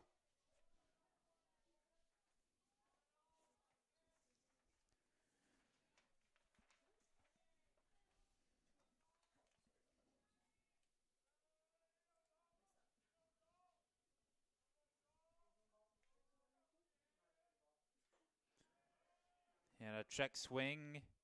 Did he go? No, says the base umpire. 2 balls, 2 strikes. Now the count, 2 away. Runners on first and second.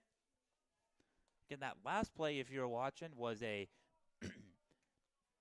Stanford dropped the line drive, picked it up, got the force out at third, but the run came across the score in some confusion. And this one's going to be floated, but play is going to be made by Jaden Snyder to end the inning.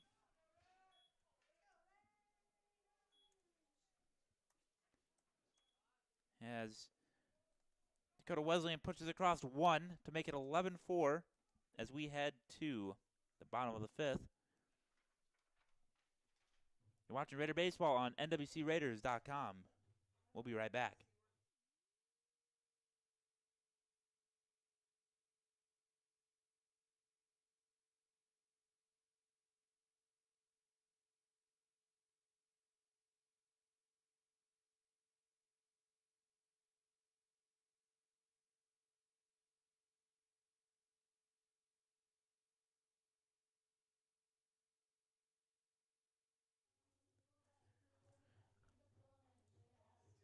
Red Raider asks, would like to thank the following sponsors: the City of Orange City, Demco Manufacturing.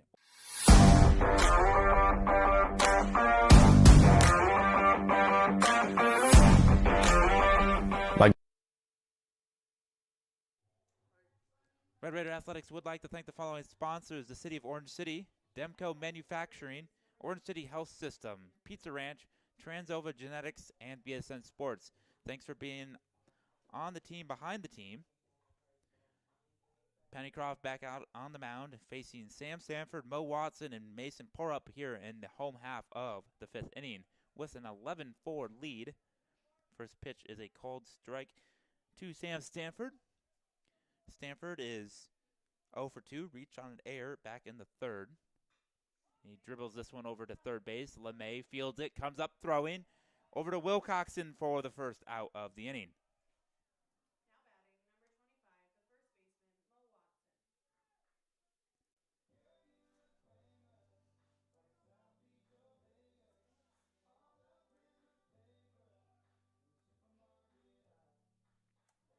And that'll bring up Mo Watson.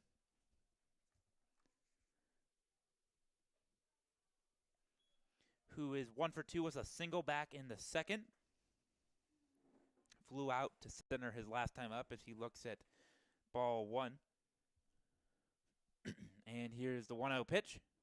In there for strike 1 from Pennycroft.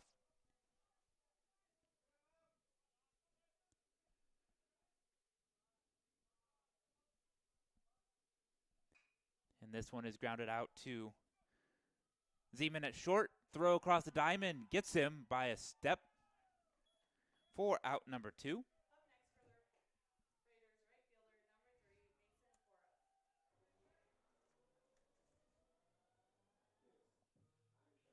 And that'll bring up Mason Porup, the right fielder. He is 1 for 2 with a double and a run scored. He led off. Last inning was a leadoff double. As he looks at a first pitch strike from Pennycroft.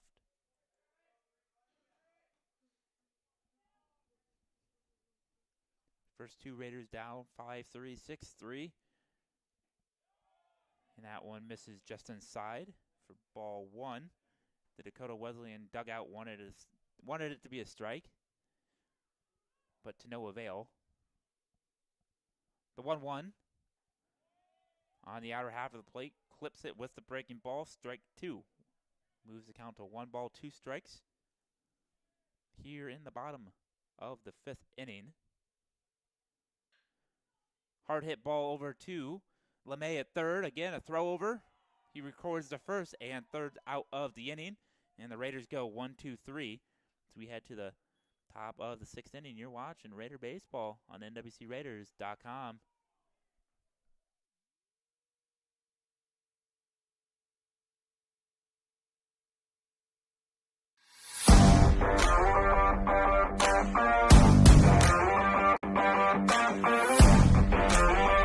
My goal is to praise God with the gifts He has given me to play the sport I love. Your support helps me be a part of the winning tradition of Red Raider Nation. Thank you for sharing your gifts with us. Go Raiders!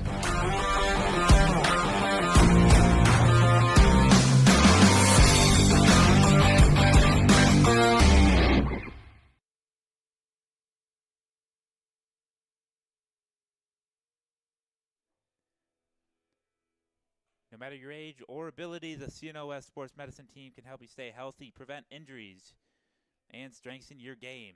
CNOS, improving health. Colton Corver back out there for a second inning of work. And he will face the 7, 8, 9 part of the Tiger lineup here in the top half of the 6th inning. He came in, pitched 2/3 of an inning to get the Raiders out of a jam, allowing just a 1 run to come across. Could have been a lot worse than it was. And Drew Kitchens, the designated hitter, will lead off for the Tigers. He's had a day. He's 2 for 2, 2 runs scored, an RBI, and a walk. The designated hitter looks at strike one from Corver.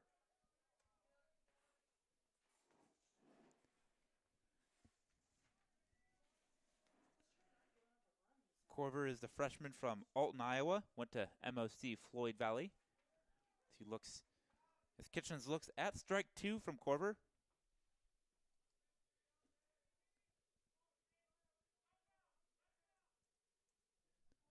Oh, 2 the count. And here's the 0-2 pitch. Hit into center field. Right center. It'll be traced down out there by Porup for the first out. Going to bring up the second baseman, Seth Christensen. 1 away here in the 6th inning.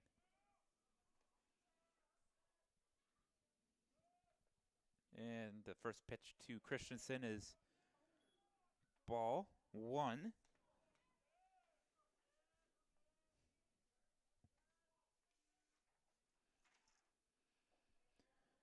And that one's in there for a called strike. 1 ball, 1 strike now. Corver's working fairly quick out there on the mound from the windup with 1 away. Strike 2 on the outer half. He's up on Christensen now. 1 ball, 2 strikes.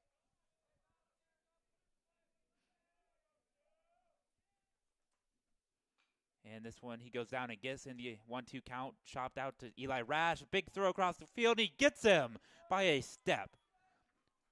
Nice play by Eli Rash to come charging in on that one to put Christensen down for the 3rd time today.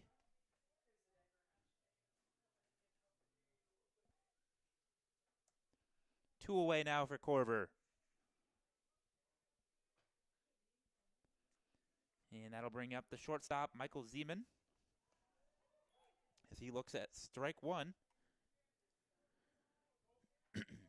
Corver really settling into a groove here in his 2nd inning of work. See in the windup and the pitch. Breaking ball in there for strike 2 on the inner half.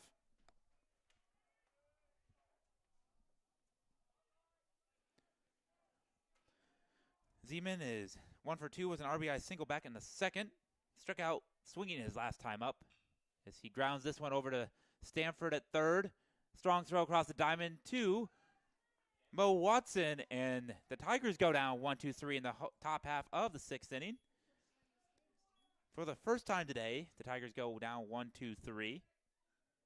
As we head to the bottom half of the sixth inning, you're watching Raider Baseball on NWCRaiders.com.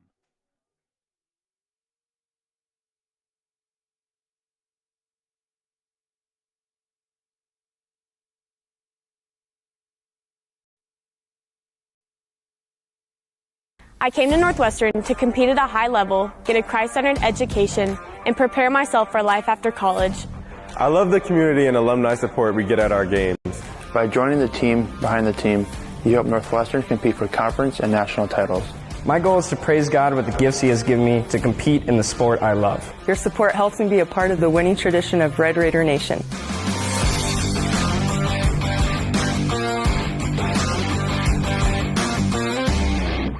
Thank you for sharing your gifts with us. Go Raiders! Dawson Pettycroft out there for the sixth inning of work as he will face the 6, 7, 8 spots of the Raider lineup. Drew Dykstra set to lead the Raiders off here. 0 for 2 on the day with 2 ground outs. The freshman center fielder from Urbandale, Iowa. He also is in the starting rotation for the Raiders. Probably we'll see him tomorrow in Mitchell as he looks at a first pitch strike from Pettycroft.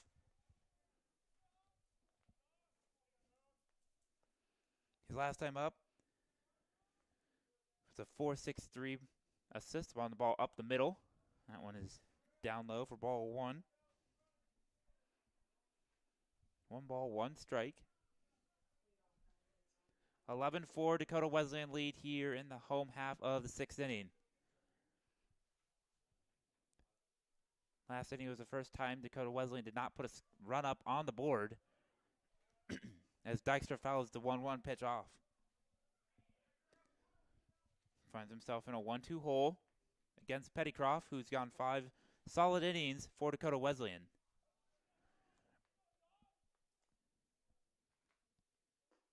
And he will look at strike number 3. This home plate umpire level.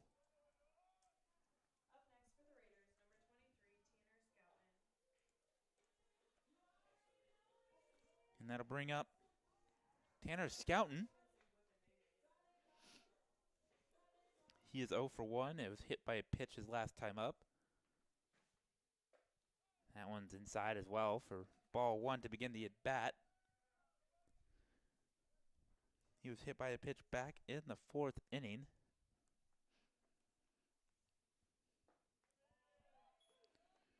He looks at a called strike, even in the count. 1 ball, 1 strike. Here from the baseball diamond in Orange City, Iowa for this Great Plains Athletic Conference doubleheader. Grounds it out to short. Zeman's there to put him away for out number 2.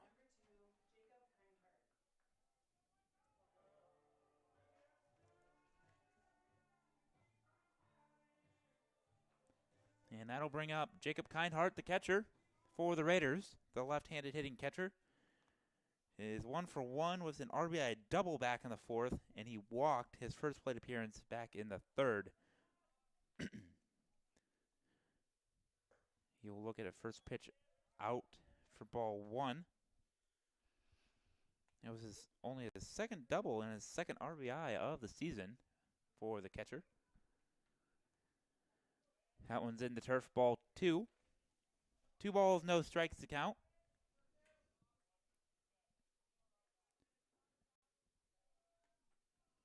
Pettycroft just crossed the 80 pitch mark in his outing today. He looks, just misses outside, ball 3. He's up to 84 now, factoring in this at bat to Kindhart. Here's a 3-0 pitch.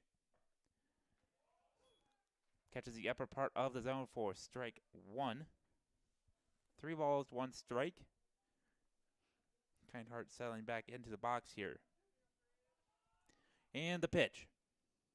This one is driven into right center field. This will split the two outfielders into right center field, and he will double his double total here today. In back-to-back at bats was a double to right center field.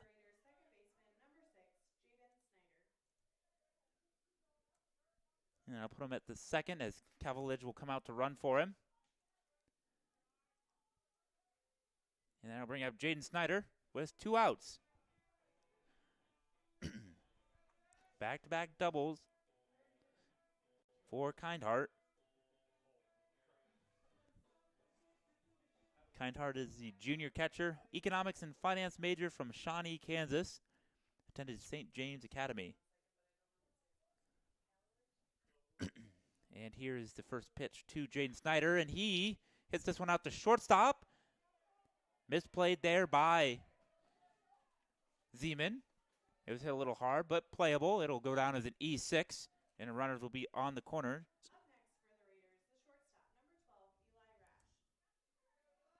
With 2 away, it'll bring the top of the Raider order up in Eli Rash.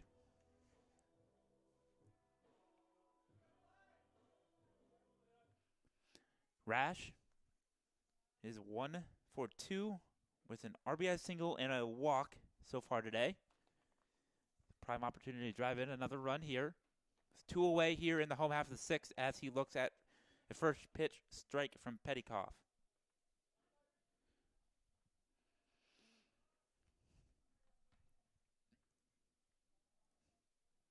Pettykoff is dealing 5 2/3, 6 hits. 2 earned runs of the 4. That one's over 2. Zeman, and this time he makes the play on a fielder's choice over to second base. And that will end the Raider threat as we head to the 7th inning. Raiders trail 11-4. You're watching Raider Baseball on NWCRaiders.com.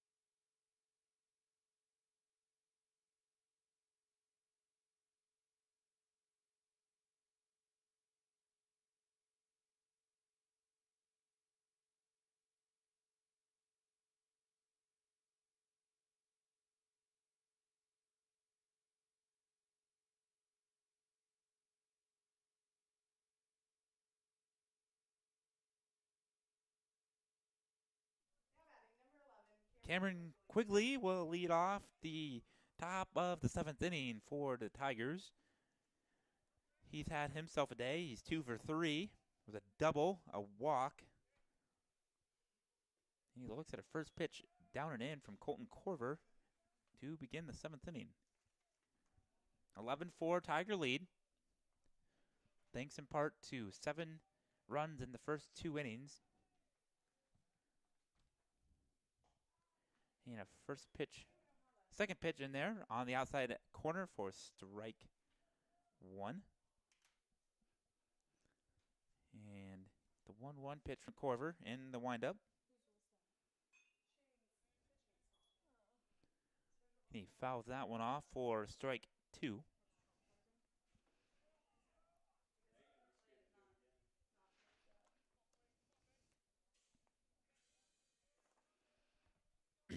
And a 1-2 pitch to Quigley from Corver.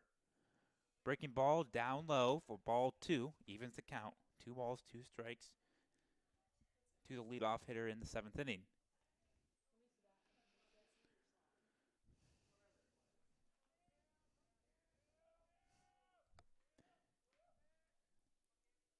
the 2-2 pitch too quickly. Check swing. He did not offer. Count is now full.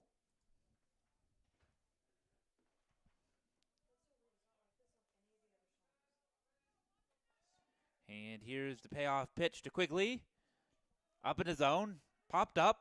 Stanford says he has it in foul territory, and he does. For the first out. So foul out to Sam Stanford. And he'll bring up Carter Golickson.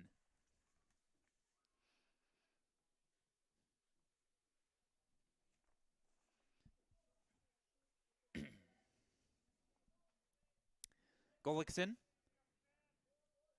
2 for 3, 3 runs, walked once, and has an RBI.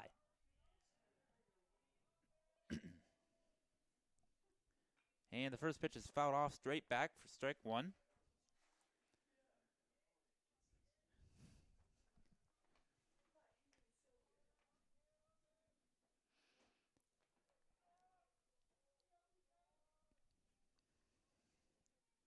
The 0-1 pitch.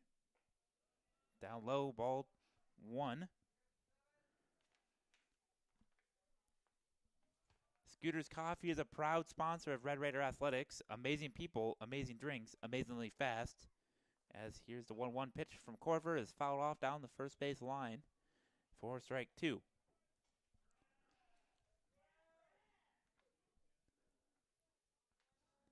More baseballs delivered to the home plate umpire. And we are set for the 1-2 pitch. Up and in. Hello. Gets out of the way in time.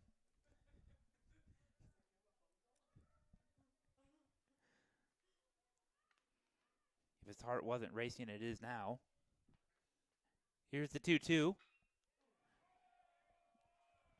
And he sends that one into left field for a single. Up next for the Tigers, left fielder number 10, Matt Bezicek. And then I'll bring up Matt Bezicek.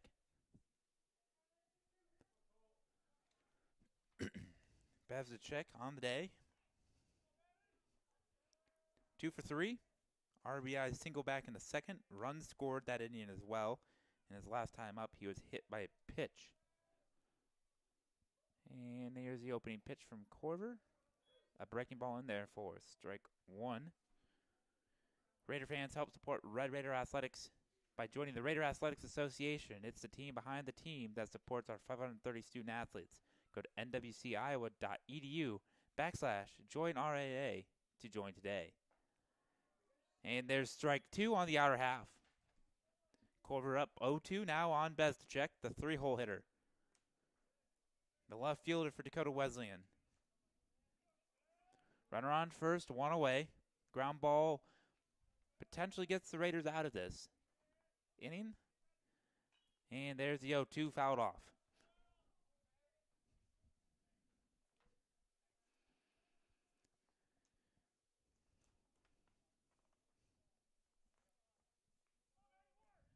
Bezicek takes a moment to collect himself as he steps back into the batter's box here. Runner on first. 1 away. And here's another 0-2 pitch from Corver. No, he'll look over. Golickson dives back safely.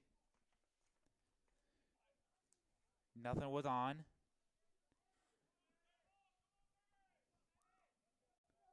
And Bezicek will step back in for another 0-2 pitch. And the pitch from Corver. Fouled off. Count remains Count remains 0-2.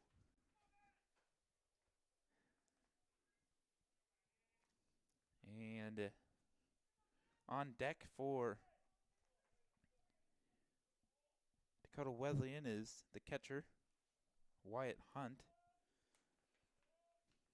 Another 0-2 pitch is chopped over to Sam Stanford. His only play is going to be over to first. The throw on the run retires him for the second out of the inning. And it moves. Golickson over to second. And I'll bring up Wyatt Hunt to the dish for the Tigers.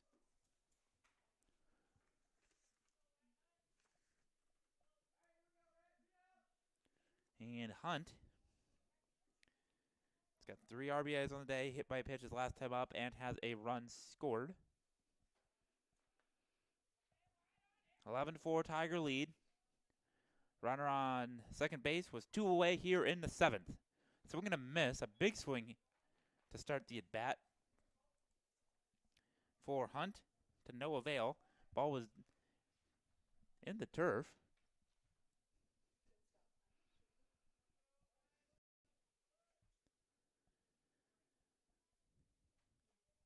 As we prepare for the 0-1 pitch from Colton Corver. Curveball, fouled off, 0-2.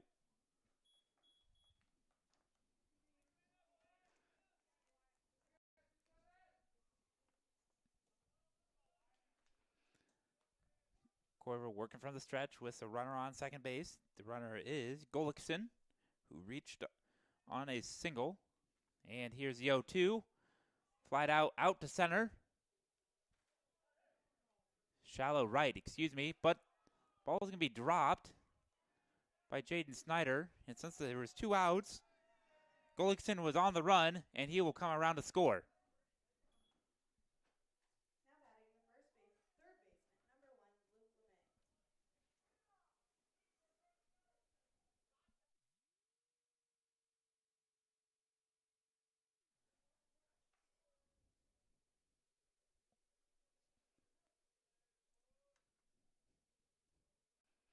And that'll bring up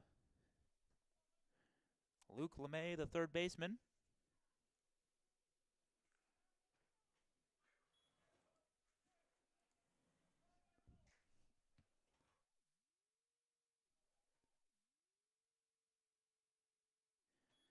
And on the first pitch, it'll be a 6-4 fielder's choice. To get Northwestern back in the dugout for the home half of the 7th, but not before Dakota Wesleyan could push across one more, extends their lead back up to 8. It's 12-4. You're watching Raider Baseball on NWCRaiders.com.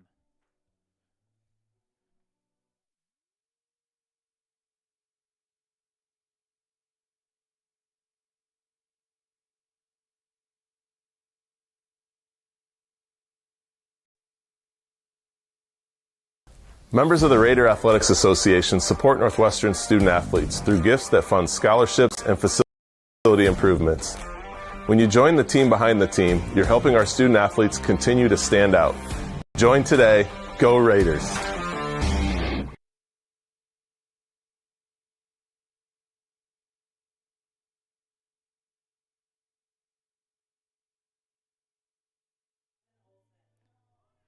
Pennycoff out to begin the 7th inning for Dakota Wesleyan.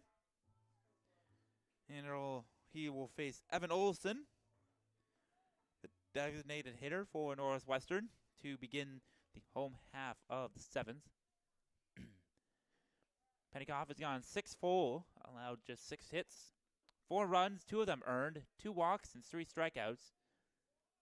And his first pitch to Olson is a strike. The 0-1 pitch in the turf, ball 1. A little stirring down in the Dakota Wesleyan bullpen, but nothing pressing.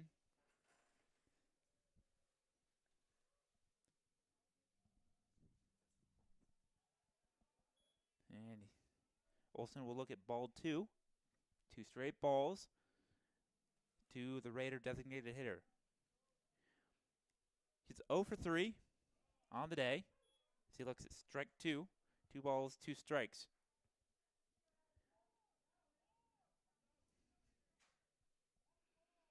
The 2-2 pitch from Pennycroft on the way. Hit out there to second.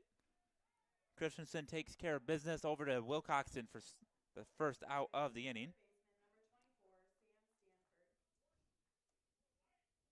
And I'll bring up the Raider third baseman, Sam Stanford.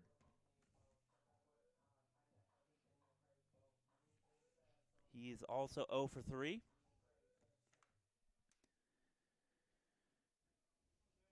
Again, Scooter's Coffee is a proud sponsor of Red Raider Athletics. Amazing people, amazing drinks, amazingly fast. As he looks at a first pitch ball, does Stanford. Here in the home half of the 7th, trailing 12-4. And he puts this one in the foul territory. It's going to be out of play for strike one. 1 ball, 1 strike to count, 1 away, nobody on for Northwestern here in the home half of the 7th inning.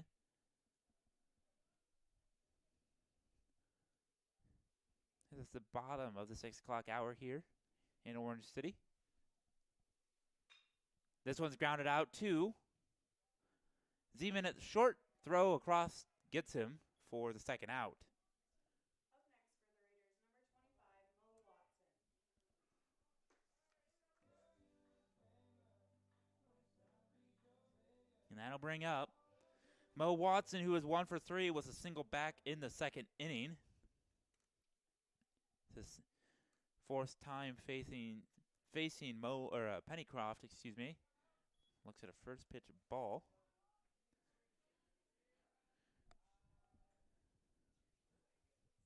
Pennycroft has been quite good today for the Tigers as he gets a strike over the plate for the first strike of the at-bat. 1-1 now the count.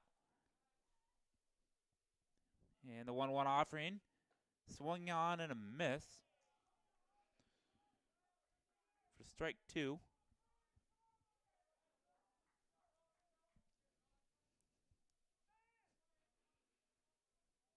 And the 1-2 pitch. Called a ball. Up, in, maybe a little of both. But the count is even. 2 balls, 2 strikes, 2 outs, nobody on for Northwestern. He fouls this one off in the foul territory. Giving chase out there is Gullickson. He's going to make a sliding attempt, but it's going to land foul. Count remains 2 balls, 2 strikes. Mo Watson will grab the bat from Porup. And we do the 2-2 all over again.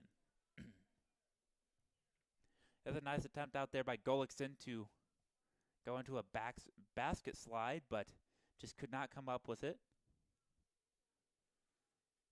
Watson collects himself and steps back into the box.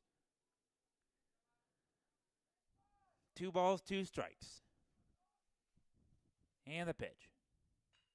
Grounded out over there to Zeman. Again makes the throw across, and the Raiders go 1-2-3 in the home half of the 7th. We head to the 8th inning. Raiders trail 12-4. No. That's going to be the end of the ball game.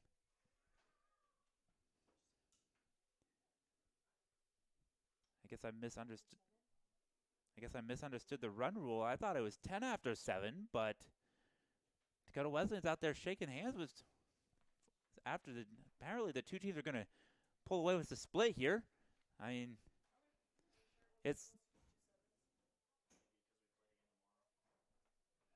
anyways, that's a 6-3 put out to what will end the game. And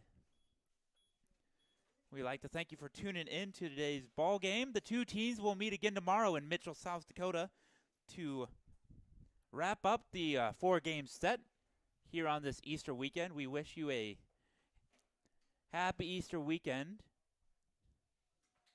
as we celebrate the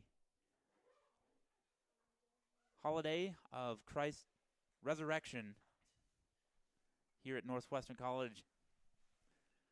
Again, thanks for tuning in today. Raiders take game 1, 6-4 the final there. Brett Shelton pitches his 6th complete game of the season. A 3-run bomb from Dykstra would help with that win. And the Tigers take the nightcap, if you will, with a 12-4 final in 7 innings as the two teams split. And again, we'll meet tomorrow in Mitchell, South Dakota. You watch Raider Baseball on NWCRaiders.com. We'll talk to you later.